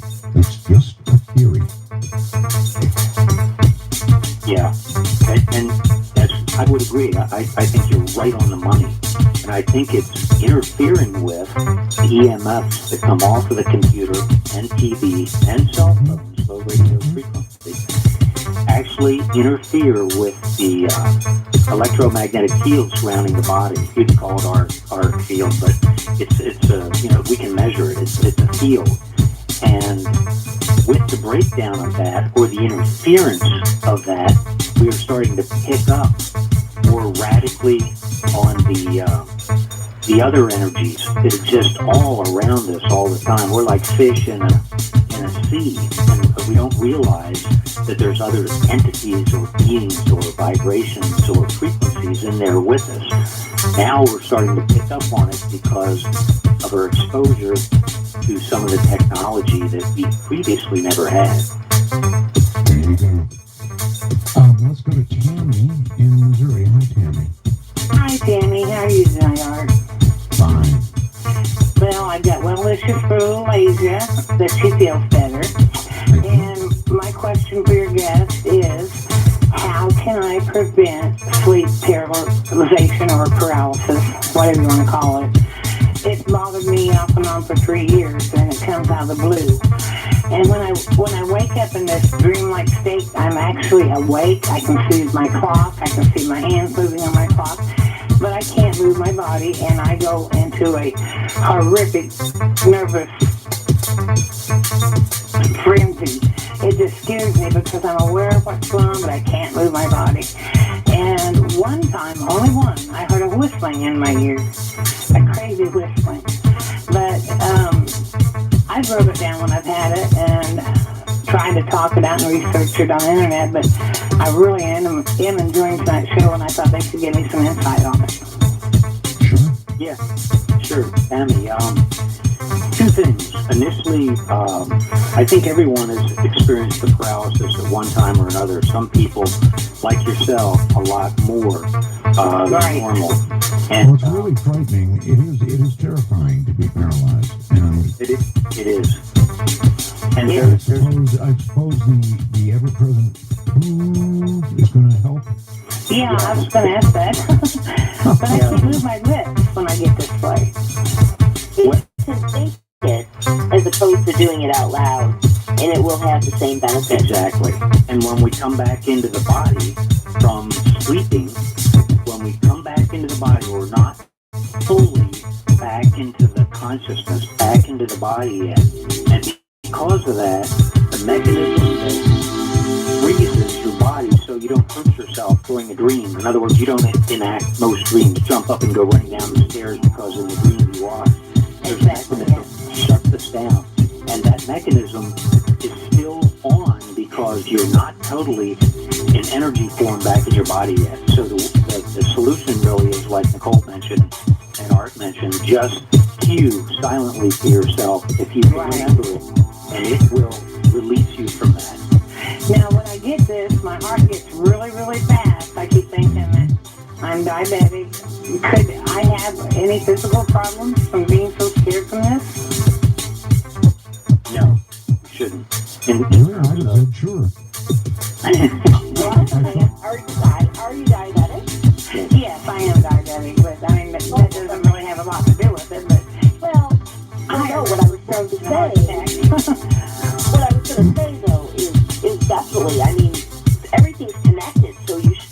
monitoring your blood sugar, you know. And, Yeah, I do.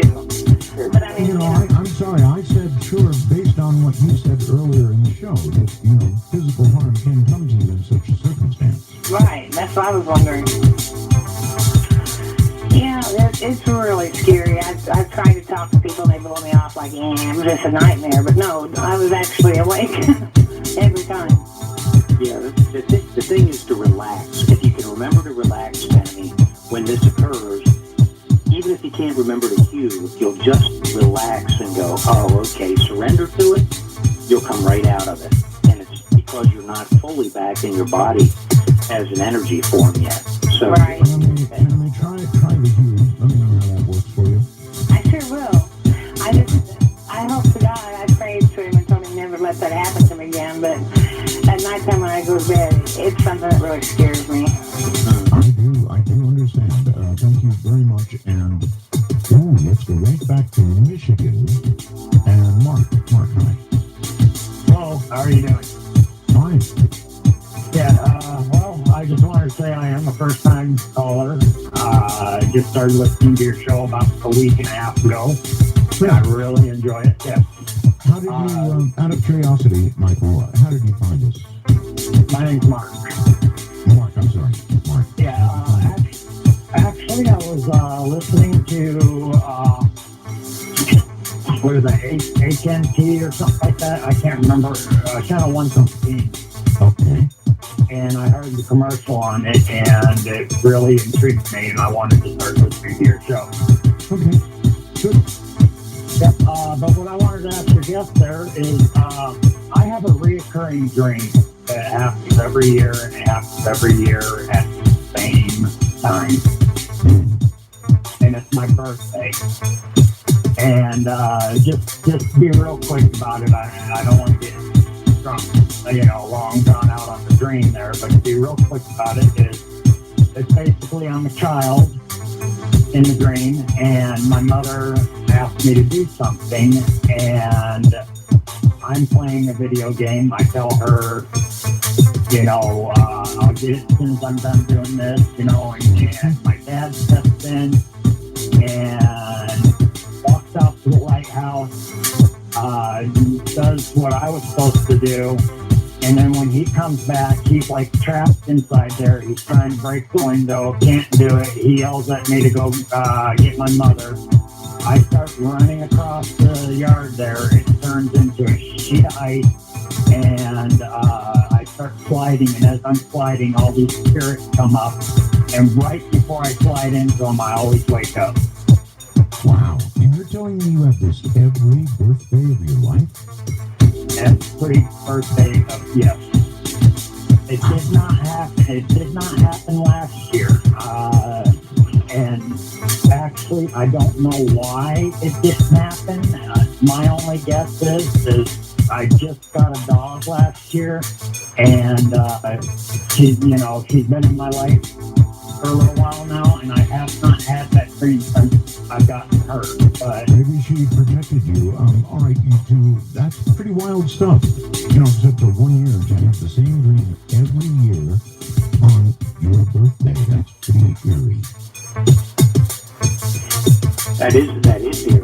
And it's interesting because the dreams that we have right around our birthday are very significant. They're a snapshot of what's coming in our life and what's really important to us, the messages that are coming through right around our birthday. So the fact that you've had that same dream, we call them recurring dreams, has an important message specifically for you.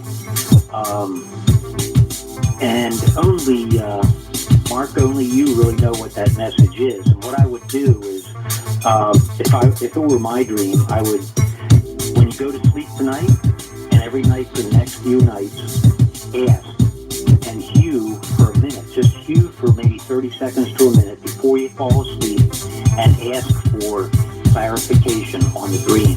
What message does that dream hold for you that comes in every birthday? And you'll have another dream. And jot So it. you can actually get an answer. In other words, I want clarification. Why do I keep having this dream? If you concentrate on that, you'll get an answer. answer? You bet.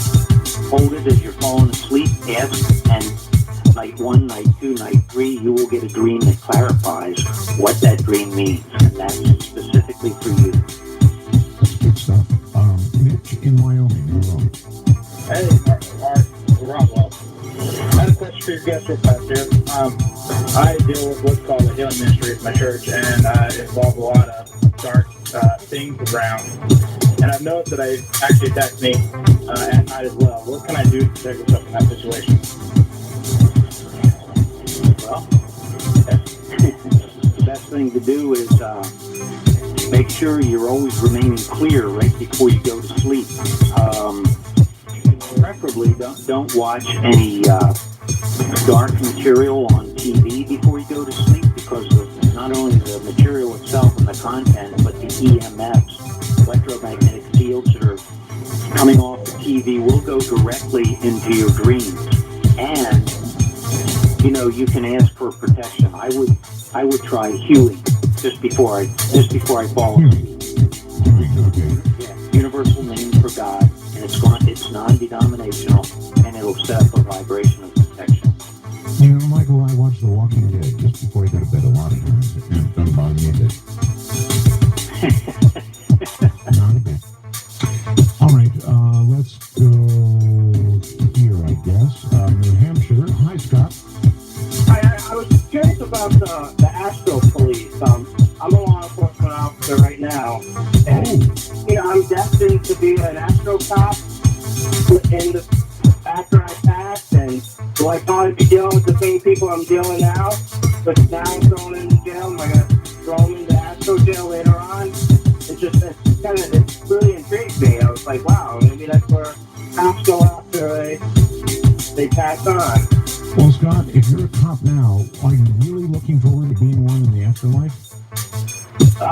Actually, no. I don't want nothing to do with it.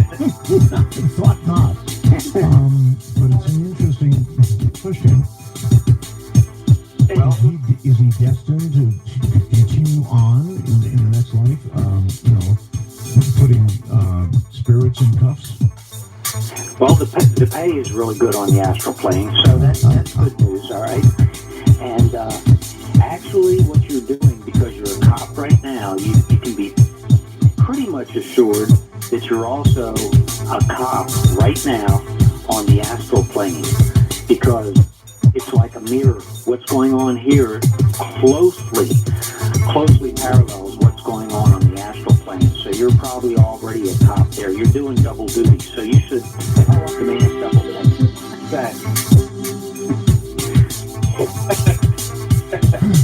Okay, pretty poor connection, actually. I'm sorry. I guess I can look forward to Astro Radio. It sounds good to me. Okay. Let's see. Here's somebody who's been waiting in Minnesota. John, hello. Hey, Art, Mega Roswell, you're there. Thank you for bringing your guest on. I mean, it sort of explains some of the stuff that's been going on in my life since I've been about 8 years old. And I've always believed in what I call traveling. Basically going between the planes, and I don't even have to be asleep to be able to do this and all that. And so you're saying you can essentially astral travel while you're awake? I can be sitting where I am right now and project myself sitting right next to you in your guest house, right almost next to you through the screen. You're looking at a desktop 19-inch monitor right now. Stop that. That's really, really eerie. Have you two heard of anything like that before? Yes, some people are very good at traveling. They don't have to go into contemplation or into a altered state of consciousness like sleep. They do it naturally. Obviously, he does it all the time. Yeah, it sounds like remote viewing to me. Remote viewing is very closely parallel. Well, I'm looking around right now, very carefully, and I want to remind everybody I'm on.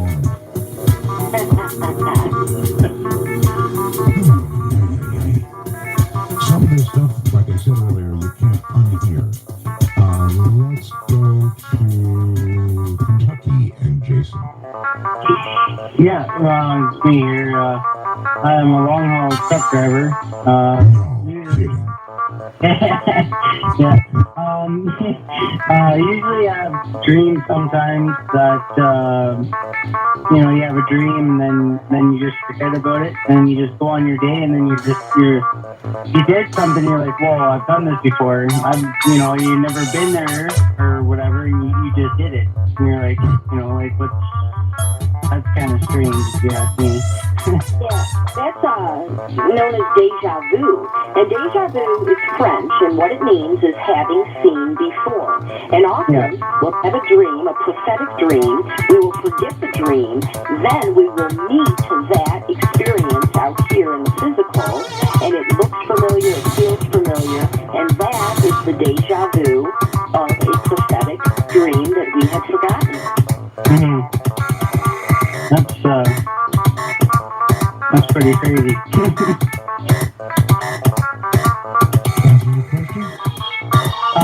Yeah, and I have another one. This is really strange. Me and my ex-girlfriend went to see my grandparents like the grave, and I had my dog there with me, and I looked at my dog, and my grandparents, like, they were talking to me, and I'm like, and I was, it was weird. So, like, the dog was actually talking to me. That was a little strange, but interesting. What kind of message did you get? It was like, everything's gonna be alright and stuff like that, and that was pretty much it, and we're here for you, and this was all said by your dog, right? yeah. Like, it wasn't physically said, it was like said, Passively. I don't know about that. Yeah. Okay. And I guess animals can do that. You would think he'd be complaining about being fed more or something like that, but no, it was a message actually from the other side, so go ahead. Okay, to Oregon and Josh. Hello, Josh. Hello, Art, and what an honor to be speaking with you. I just wanted to get your guest perception on a dream I had. You talked earlier about, I think we all experienced a dream falling off a cliff or about to die, and you'll always wake up right before anything bad happens. But about 2 years ago, I had a dream, and I will never forget it. It was the most realistic dream I've ever had. I actually ended up dying in the dream. I'll try to make it quick, but it started off a really happy dream. I got a lot of family in Montana, and in my dream, my wife and my 2 kids, we were just got on the road heading to Montana. I had a new job lined up, and the house was waiting for us. It was a sunny day, everything was happy. When we get there, turns out my neighbor was an old step cousin of mine, my uncle's step kid, who in real life turned out to be a real crappy person. He stole lots of money from my uncle and beat him up. My uncle was paraplegic and stole almost everything he had. But in my dream, he ends up being my neighbor, and we're friendly to one another at first. The next day in my dream, I head over to his house and go down his driveway, going there to borrow a tool. And I see him and a friend of his, who's a very large man. They're standing at the trunk of his car looking in, and as I go up, I notice it's my cousin's girlfriend. She's dead. They just killed her. I'm just scared out of my wits in the dream, but I try to play it cool. I'm like, telling him, she deserves what she got, and the whole time I'm telling myself, just play it cool, get out of here, and then you can call the cops. He asked me to go grab a knife out of front seat of his car, and I do, and as soon as I turn around, I'm faced with him, and a pistol pointed at me, and he said, "You shouldn't have come over here." He shoots me twice in the stomach, and I just like instantly go into shock. It felt so real. I could feel the adrenaline, everything's in slow motion, and I tell myself, the only way you're getting out of this alive is to tap him, get that gun from him. So I rush him. He's about 3 paces away from me. I reach to grasp for the pistol, and pop, shoots it and hits me right in the head. And everything in slow-mo, I see myself falling to the ground in slow motion, and everything just fades to black. And I'm telling myself, oh my gosh, this is it. I'm dead. Oh my gosh, this is death. I can't believe this is happening. Everything goes dark, and it's just complete darkness and silence for a couple of seconds. As soon as I amass myself coming to terms with realization, I just died, and I ask myself, okay, what's next? At that point, I wake up. And Well, it's reassuring that you asked yourself what's next. yeah, Other than that, that's a terrible, terrible dream. Absolutely awful. Let's see what they have to say about it, folks. Sometimes this would be my take on that if it were my dream. Sometimes in the dream state, we work through things so that we don't have to do them out here in our daily reality. In other words, we do them on another plane, such as the astral plane, where there's a lot of violence and darkness, which is probably where the dream came from. And we actually go through it in there, so we don't have to go through it out here. So it's a blessing in disguise. It's a really good disguise. All right. Hold it right there. We'll be right back. In no time, in the dark, you're listening to Dark Matter. I'm like that. This is so interesting. Nancy writes, "Hey Art, that guy who talked about the dreams that you said you had, he was right. I remember it. In fact, they replayed a show recently in which you said it. So there you go. I did have those dreams. I guess time has taken its toll, eh? And then here's another one from Tony who says, the dream of the driver hitting the overpass, decoded. It means he doesn't trust his driver. What do you guys think? Trust yourself. But could it mean that? It could. Yeah, I think it's about him. I do. Yeah. Limiting himself, cutting himself short. Or a warning dream, seriously, that somewhere down the way it could be a kind of prophecy. I wanted to tell him to make sure his insurance is up to date, but I didn't want to say that. Okay. And then it is interesting. Apparently I did have those dreams many years ago. Oh, being somebody else. And now I kind of vaguely remember it. And I guess the reason I didn't record it because, it just wasn't... It was important to me at the time, but it wasn't overarchingly important. In other words, some dreams I've had, like the one I was telling you about the circuit board I wrote out. Actually, that was my dream. That was just a aha moment when I woke up. But those kind of things you remember all your life. I do recall being bothered by dreaming about being somebody else, or as though I was in somebody else's life. But it wasn't horrible. It was just weird. That's probably a past life. That's probably a past life dream. And when you dream of being somebody else, I mean, think about that for a second. It's because you're somebody else, most likely. So, and it's not a bad life. It could have been a great life. Maybe, you're whatever in that life, a good life. Yeah, it wasn't a really impactful dream. It was somebody else, though. I do remember that. Scott in California. You're on the air.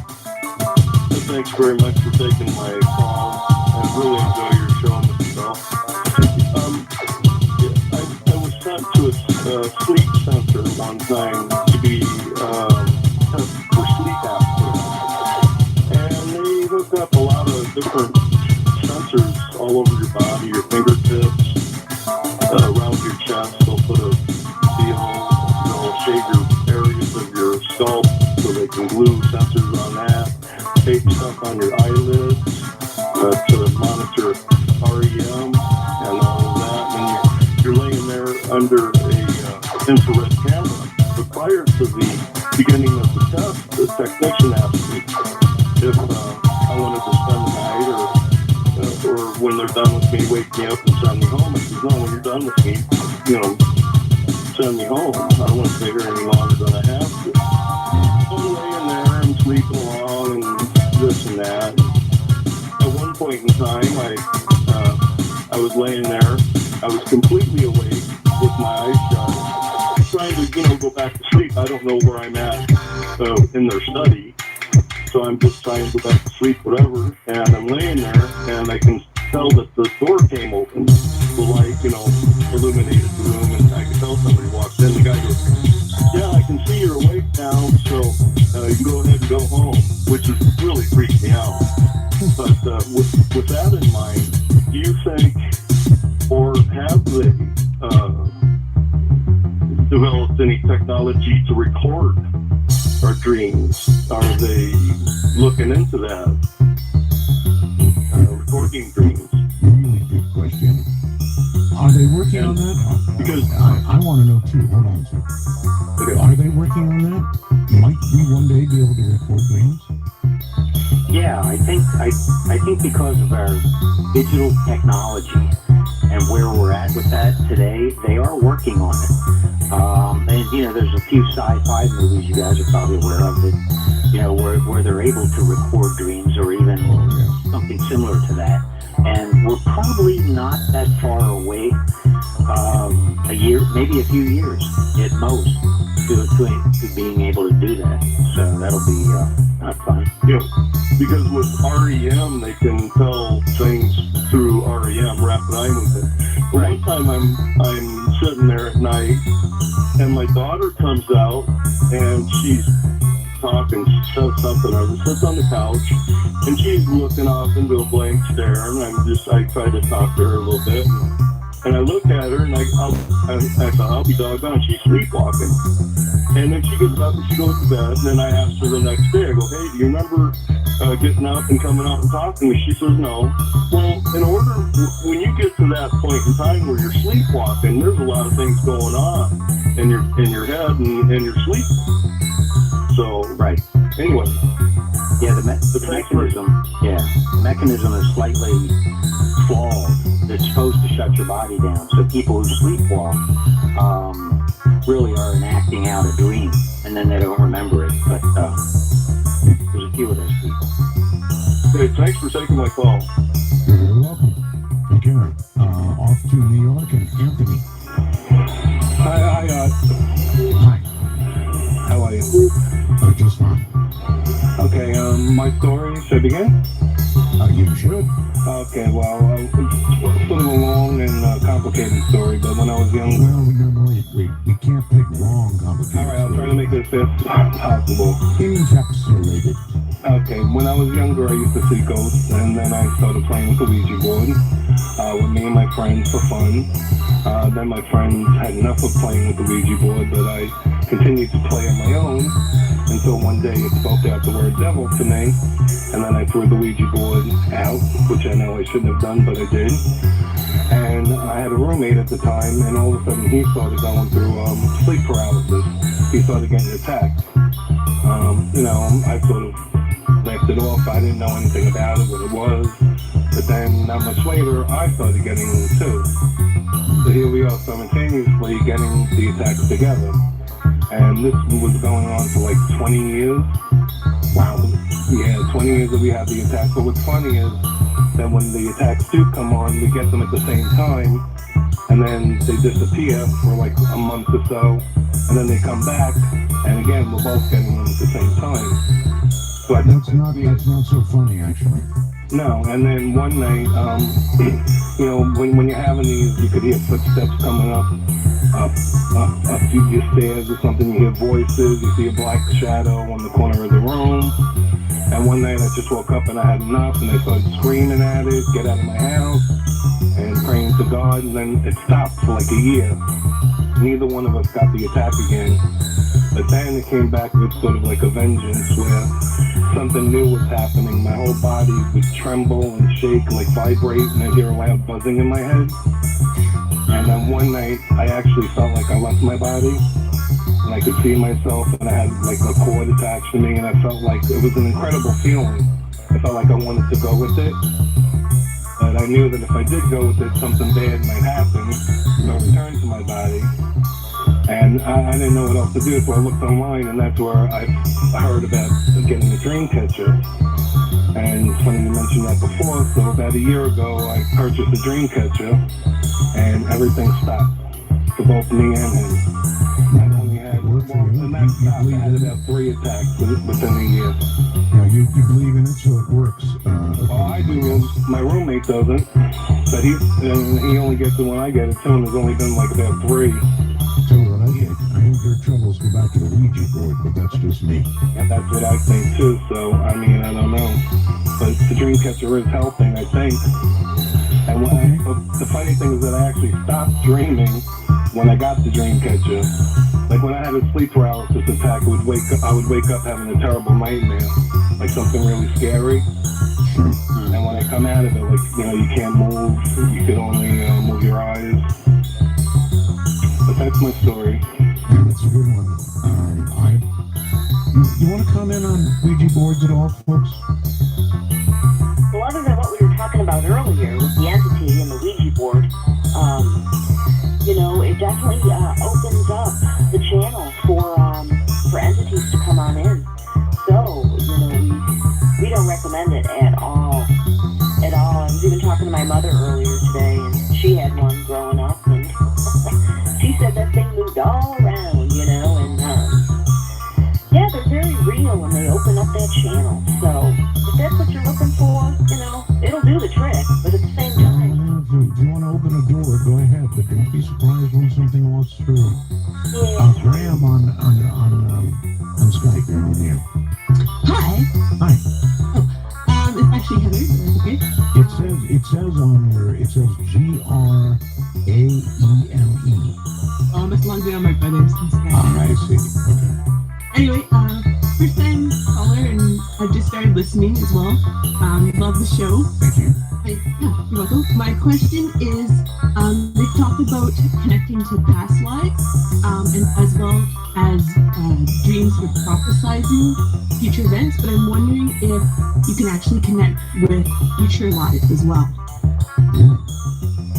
That's a good question, Heather. And the answer is yes. And I'll explain it through, here's the best explanation that I've got. Quantum physics. And quantum has proven, not speculation on this one, that there is no past, there is no future, and there's only the present moment. Because people they ask us all the time, how can my dreams be prophetic? How can it prophesy what's coming in a month or a year down the way? Or I met my wife 5 years before I met her in a dream, and it was very, very clear and lucid. The answer is, when we dream, we leave the body and we go into the quantum moment. We access our future lives as well as our past lives. And that way we can see and bring back some of our future lives, if that's what you're looking for. Is there a way for, say, your future lives to direct your current life? Like, say, you gotta watch out that you don't do X. Yes, actually, when the dream information that comes in, if you simply start tracking your dreams through dream journaling, every night get really methodical about it. Anything at all, a fragment, anything you get, jot it down. Even if it's just one word, one feeling even, jot it down. And pretty soon you'll be able to look at that journal, you'll be able to actually see your future. You won't be blindsided, you will get a snapshot of where you are headed, what you need to avoid, and what you need to do to reach your potential. And it happens very quickly. Within a period of a month or so, you'll start connecting the dots. Very cool. All right, thanks. Thank you very much, and have a good day, and thank you for calling on Skype. Nice. Florida brings is Buddy. Hi, Buddy. Hey, how you doing? How's all this stuff to you? Listen, I got two, and I dream a lot. I look forward to doing dreaming and stuff, but I have wild dreams about snakes and stuff like that. And then my other one is my mother's is in her 70s, and I always tell her that any time of the night, if she ever needs me, I always sleep with my phone right beside me, my cell phone. And one night, I had a dream that she called me and told me she felt the life being sucked out of her, and then I tried to talk to her, and she just, I don't know, I couldn't talk to her on the phone or nothing, and it's just weird. That was a dream or reality? Yeah, dream. Well, I'm not a dream expert, but I guess you were concerned about it. Yeah. Well, what about the dreams about having dreams about snakes and wild stuff like that?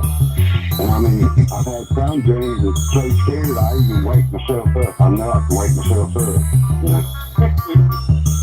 Well, to me it means that in the next week or so, you're going to go to bed and you're going to wake up in the middle of the night and you're going to feel all these things crawling around you and over you, and you're going to look down and you're going to see about 100 snakes. I ain't never had nothing like that. I'm sorry, I have no idea what it means, folks. You any idea? It depends on it depends on what snakes means to the dreamer. In other words, some people have pet snakes and they love them. Other people, they absolutely fear and loathe snakes. So sometimes snakes in dreams mean spiritual energy also. So it's kind of a message for you to pay attention because of the snakes. Pay attention to your dreams. They have a message for you. I think I'm more in the fear and loathing category. Alrighty, Pennsylvania and Steve. Hi, Steve. Hi, Art. I got a couple of different experiences that have happened to me. By the way, it's a privilege to talk to you. I love your show. I'm an old driver, and imagine that. Listening night. A couple of years ago, it was February 2011. I was working for a company that had APUs on their truck. All right, I'm going down I-77 in West Virginia. I stopped in Ripley at a brand new Love truck stop. Easy, pulled right in spot. Luckily, I was dead tired. I stopped, shut the truck off. My APU comes on, heater comes on. I jump in bed, I'm dead tired. I can't wait to get to sleep. I mean, I'm smiling at my pillow. I jump in bed, I try to go to sleep, and weird stuff starts happening. It's just a cool night out. It's not windy or anything. I feel my truck start moving. It's as if somebody was on it, and I heard a sound, a distinct sound of it. You could hear it yourself from the old Crocus song, a group called Crocus, and there was a song where there's like a beer bottle goes rolling across a tile floor. And I heard that sound so distinctly, and I imagined that it was a beer bottle rolling down and hit the curb by my truck. I got up, I threw on some slip-on shoes, I jumped out, I started looking around with a flashlight. Nobody, nothing around me, everything's quiet. Get back in the truck. Okay, this is getting annoying. I get back in the bed. I felt like somebody got in my truck. I felt the door close. I heard noise. I felt a cold breeze around me as if somebody got into the truck. Nothing. I jump up. I'm looking around. Nothing. And this goes on and on. Just annoying me. I'm so tired. I just want to go to sleep badly. In the morning, I got up. I finally got to sleep. I'm still tired. I wake up. I look across. And there's like a big ditch in front of me, and imagine, I would like to know if any other truck drivers experience it. And there's like a big ditch that's filled with broken concrete. Across this ditch, there's an old graveyard, which I didn't see that night. But in the morning, I spot this old graveyard, and it's right up to the edge of the ditch. And I'm thinking, oh my God, they probably disturbed some graves and some spirits. Well, a couple weeks ago, remember when you had Charles Status on? Yes. The night before that, I was on I-77 in West Virginia in a town called, or near Gallagher, at a rest area on the southbound side of I-77. Same thing, I'm dead tired, I can't stay awake any longer. I squeeze into a little spot at this rest area about 4:30 in the morning. I can't wait to get in bed. I get into bed, truck's all closed up, the windows are closed. I get into bed and I'm asleep before my head hit the pillow. But something woke me up, and this is how it went. I immediately started dreaming that I'm moving through the darkness. In my dream, I'm vertical, rolling on the seat or coasting on the seat of a bicycle. Something grabs me, which would be similar to like a parachute harness. I'm a former paratrooper. It felt like a parachute on me, but squeezing my neck as well, and then it was like being tightened down, and it started to physically hurt me in my crotch area and on my shoulders, and started to choke me, and it began to lift me up into the air, and I shook myself awake, screaming, whoa, whoa, whoa, whoa. Listen, sir, we're going to have to leave it there, but I'm not creating dreams with you. I don't want any of those dreams at all. I appreciate your reciting all that to us, but we're going to have to go unless you got a punchline here. Yeah. When I woke up, I fell to my bed. I was off my bed. Oh my. Horizontally. You were actually in the air? In the air a couple inches and fell to my bed when I woke up. And it scared the hell out of me. I'm just thinking about it. I hear you. Down on my bed. What would do that? Is that like, was I being attacked by an evil spirit or something, or what? Okay, let's see what they say. Sometimes there is a jolting awake that feels as though you're falling out of the air. That's all I can offer up. Yeah, and I would agree. I would agree with that, Art. A lot of times it feels like we're falling back to the bed because when we come into our consciousness, we're out in the dream state. We literally feel like we've just dropped from the ceiling sometimes, and it's a perception having to do with coming back to the physical. Okay, all right, we're going to take a break, our final break right here. Stay right where you are. And, gee, I wonder if I wanted to do a show one night on trucking. You think we could get enough calls from truckers to do a show like that? I'll have to get that some call. From the high desert, the great American Southwest. This is Dark Matter, proceeding, raging in night. Gotta love it. And here comes Dave, who sent me a wormhole message. And Dave says, for me, dreams are free entertainment, good or bad. Must say, I love the bad ones. I'd be the first person I've heard say that. He actually enjoys the bad dreams. Are there people like that you guys encounter? I was working with an 11-year-old today, and that's exactly what he said.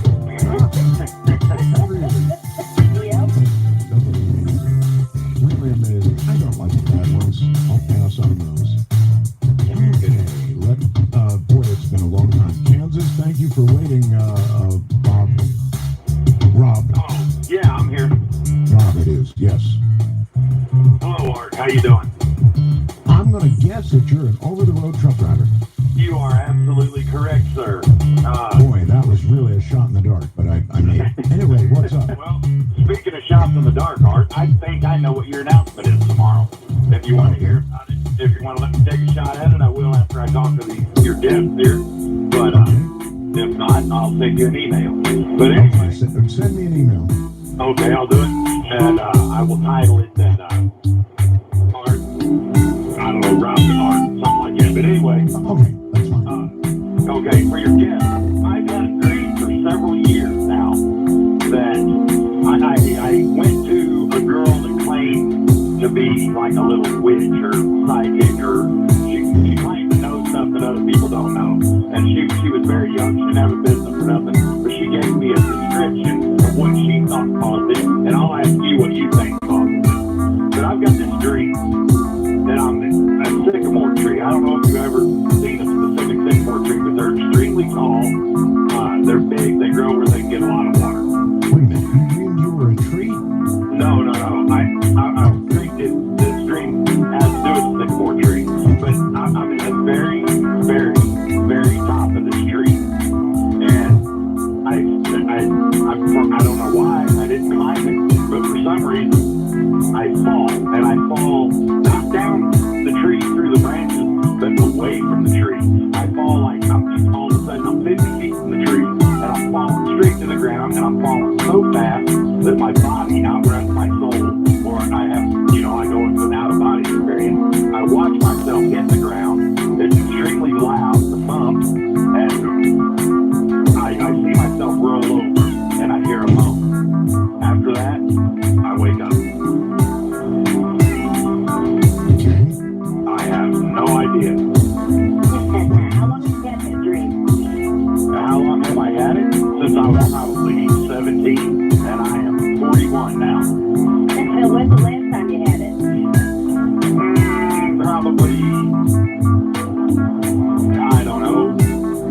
I joined the Army after September 11th, and I was graduated from basic training. I had it while I was active duty. But I'd say the last time probably 6 years ago. Were you a jumper in the military? No, ma'am. Okay. Yeah, here we go. When we have a recurring dream like that, it's a strong message for us. And when it happens, when it occurs, the key question you ask yourself is, what's going on in my life right now? The dream is directly tied into that. Now, that being said, typically what that type of dream is about is soul traveling and falling back into the body. And the dream sensor jumbles the symbology, and it's represented for you by the sycamore tree, and you're falling off of the tree, and you hit the ground with a loud thump. So pretty much, it's probably a soul travel dream and coming back into the body. Okay, so now I have actually more questions than I have. Hey, you can always shoot us an email, hon. We'll be glad to work with you. Pro bono. We do pro bono work all the time, so. That's good. All right. We've got to leave it there because we're running out of time. If they want to send you an email, how do they do it? Well, they can go to our website, trustyourself.tv, like television. And it'll take you right to the website. They can get a hold of us through there. They can order the books, do it yourself system, give us a call, send us an email, donate to our I want to interrupt you because it says here, trustyourselfsystem.com. Oh, we have several URLs, but they all go to the same website, Art. Or dreamteamcoaching.tv. That's correct. They'll all get you to the same place. All right. And any books you would like to, you must have a favorite book you like plug right now, right? Well, they're all about knowingness. One is called the Trust Yourself System. It's an actual manual with formulas on how to interpret any dream, sign, or intuitive hunch. One is called Trust Yourself, Master Your Dreams, Master Your Destiny. One is all about the you. One-step solution just saves you, the universal panacea. And the last one is Sociology of Soul. So, trust me, if anything came through tonight, you definitely came through. So I want to thank you both for being here. It has been a blast, like a dream come true, actually. So we'll do it again one day to be sure that this, ladies and gentlemen, is what long-form talk radio is like, where you really get into a subject. Thank you both. Thank you, Larry. Have a good one. Really enjoyed it, Art. Thanks. You too. Bye-bye. Good night. Bye-bye. All right, well, that's it for this night. Tomorrow night, of course, is Spooky Matter. I'm waiting for that for a while, and we may call you. Still a chance to get in if you've got a really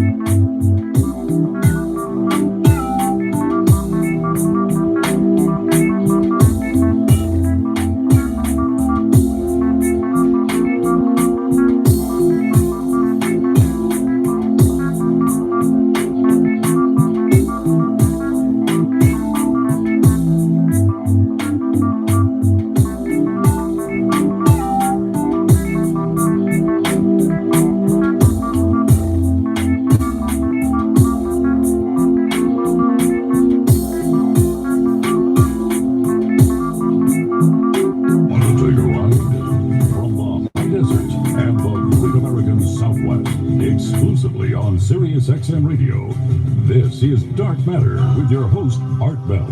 Now, here's Art. Extraterrestrial radio, actually. Hi, everybody. Welcome to another week of Dark Matter. I am Art Bell.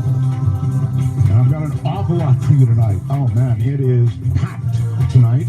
And I'm going to do something I always want to do anyway. I don't even know where to begin. Listen, I don't make movie recommendations lightly. Really. I can think of maybe 2 or 3 movies in my life that I've ever recommended on the air. Of course, Contact. And now, Gravity. Oh, God, what a movie. I went to see it in IMAX 3D. Gravity. And it is a killer. I mean, it is, as far as I can see, with, very tiny exception, it's flawless. It's so good that when you're sitting in the theater, make sure you see it in IMAX 3D. Don't mess around with the other stuff. When you see it in the theater, you will feel like you're in space. You will identify with the characters, and you're going to feel like you're there. So whatever you do, scrounge together the bucks and see Gravity in IMAX 3D if you can. Big time recommendation. Don't let it get away. Don't wait for the smaller screen. Trust me on this. There are a few movies that come out that deserve to be seen on the big screen in 3D, and this is the one. All right, turning now to many comments on our guest list. You can readily see now that on Monday we have scheduled Dr. Roger Lear. On Tuesday we have Too Soon to Tell. Did that be an Indian name? Wednesday we have Check Back Later. And Thursday comes the very controversial Cannot Predict Now. It's an anti-poaching measure, folks. So be surprised every day for a while here. Okay, the ghost photo contest I said was over on Sunday because Keith Rowland, my webmaster extraordinaire, told me to say it was over on Sunday. What he didn't tell me is not this coming Sunday, but next Sunday, meaning you have one more week this week to get your ghost photographs in. Winner takes away a brand new Sirius XM radio and a 1-year subscription to Sirius XM. So, hey, you've got a ghost photo laying upstairs from your grandma, scan it, get it over, whatever. Winner takes away a radio and a 1-year subscription. The ghost stories come to me. Well, the ghost photographs, don't send them to me, please. Send them to webmaster@artbell.com. Webmaster@artbell.com. Ghost stories, on the other hand, come to me. That's for our show called Spooky Matter. Thank you, Bell Gab, for being the board to suggest that name. They're a board that follows the show, or sometimes poisons it with comments. We hate that guest. You hate them. They're pretty brutal, but as I've said, vaguely lovable. Anyway, Spooky Matter stories. Just give me a little capsule version, a paragraph maybe or 2 at the most, and include your phone number, and maybe on Spooky Matter we will call you. All right, here comes the heavy duty, man, you gotta check it out stuff.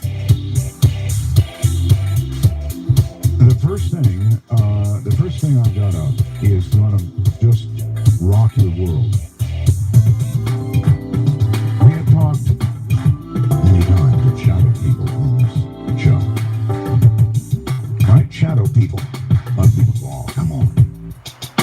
What if I were to tell you I've got a video, and it's a security camera piece of footage of a man being attacked by a shadow person. And if you can debunk this thing, have at it, baby. What happens in this video is a man's walking down the hall. You can see the dark shadow thing approach him.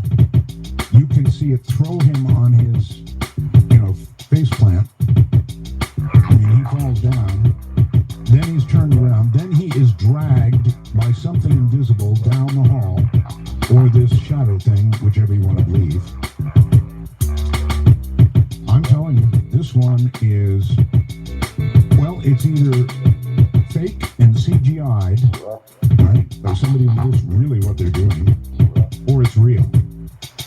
This thing is scary. I will be asking tomorrow's guest, too soon to tell, about this, this video. Well, you can see it right now, and I recommend you go up there and see it. It's an attack of a shadow being of a man. Simple as that. And caught on security camera footage, and it is really, really good. I mean, really good. So it's up on artbell.com right now. Now, when you go to artbell.com, you will see these various things flashing on the screen. Just don't touch the screen. Wait for the shadow person attack. Then the second item is going to blow your doors off too. My second item is of a NASA scientist admitting to this lady who called him, interviewed him, that NASA has chemtrails. He uses the term chemtrails. Now he says they are lithium gas. Lithium gas. No, not the lithium that, you know, you're given for a psychiatric condition or something. Lithium gas, he says, to track the movements of the atmosphere, high levels, whatever. But, you know, it's a metal, right? I think. And there is an old thing about what goes up must come down, right?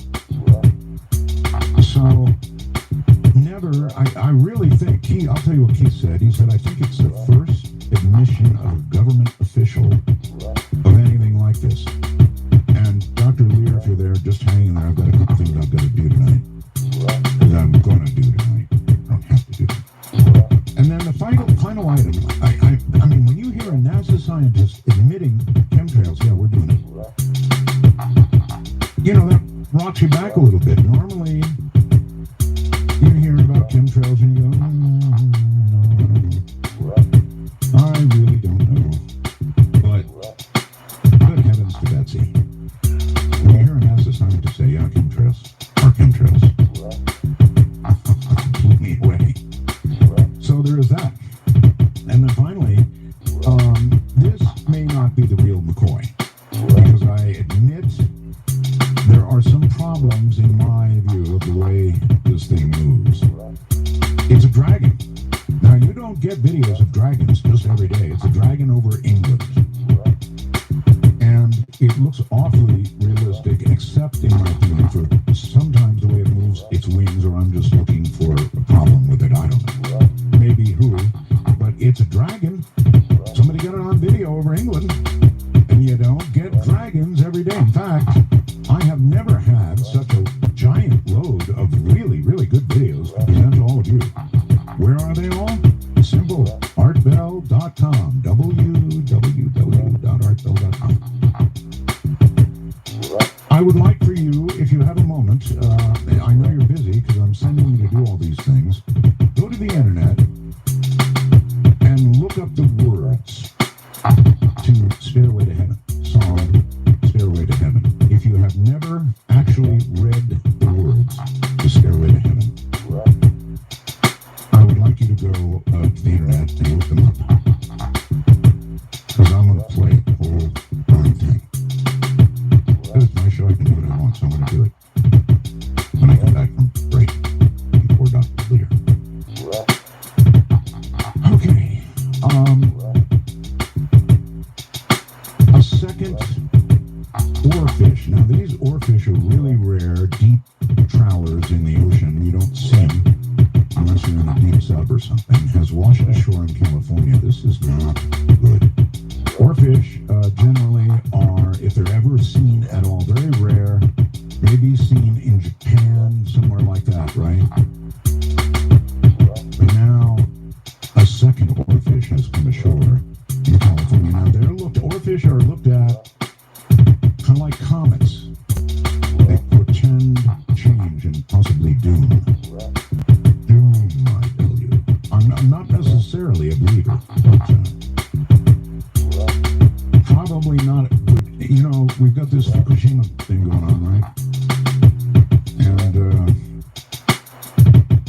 I'll leave it at that.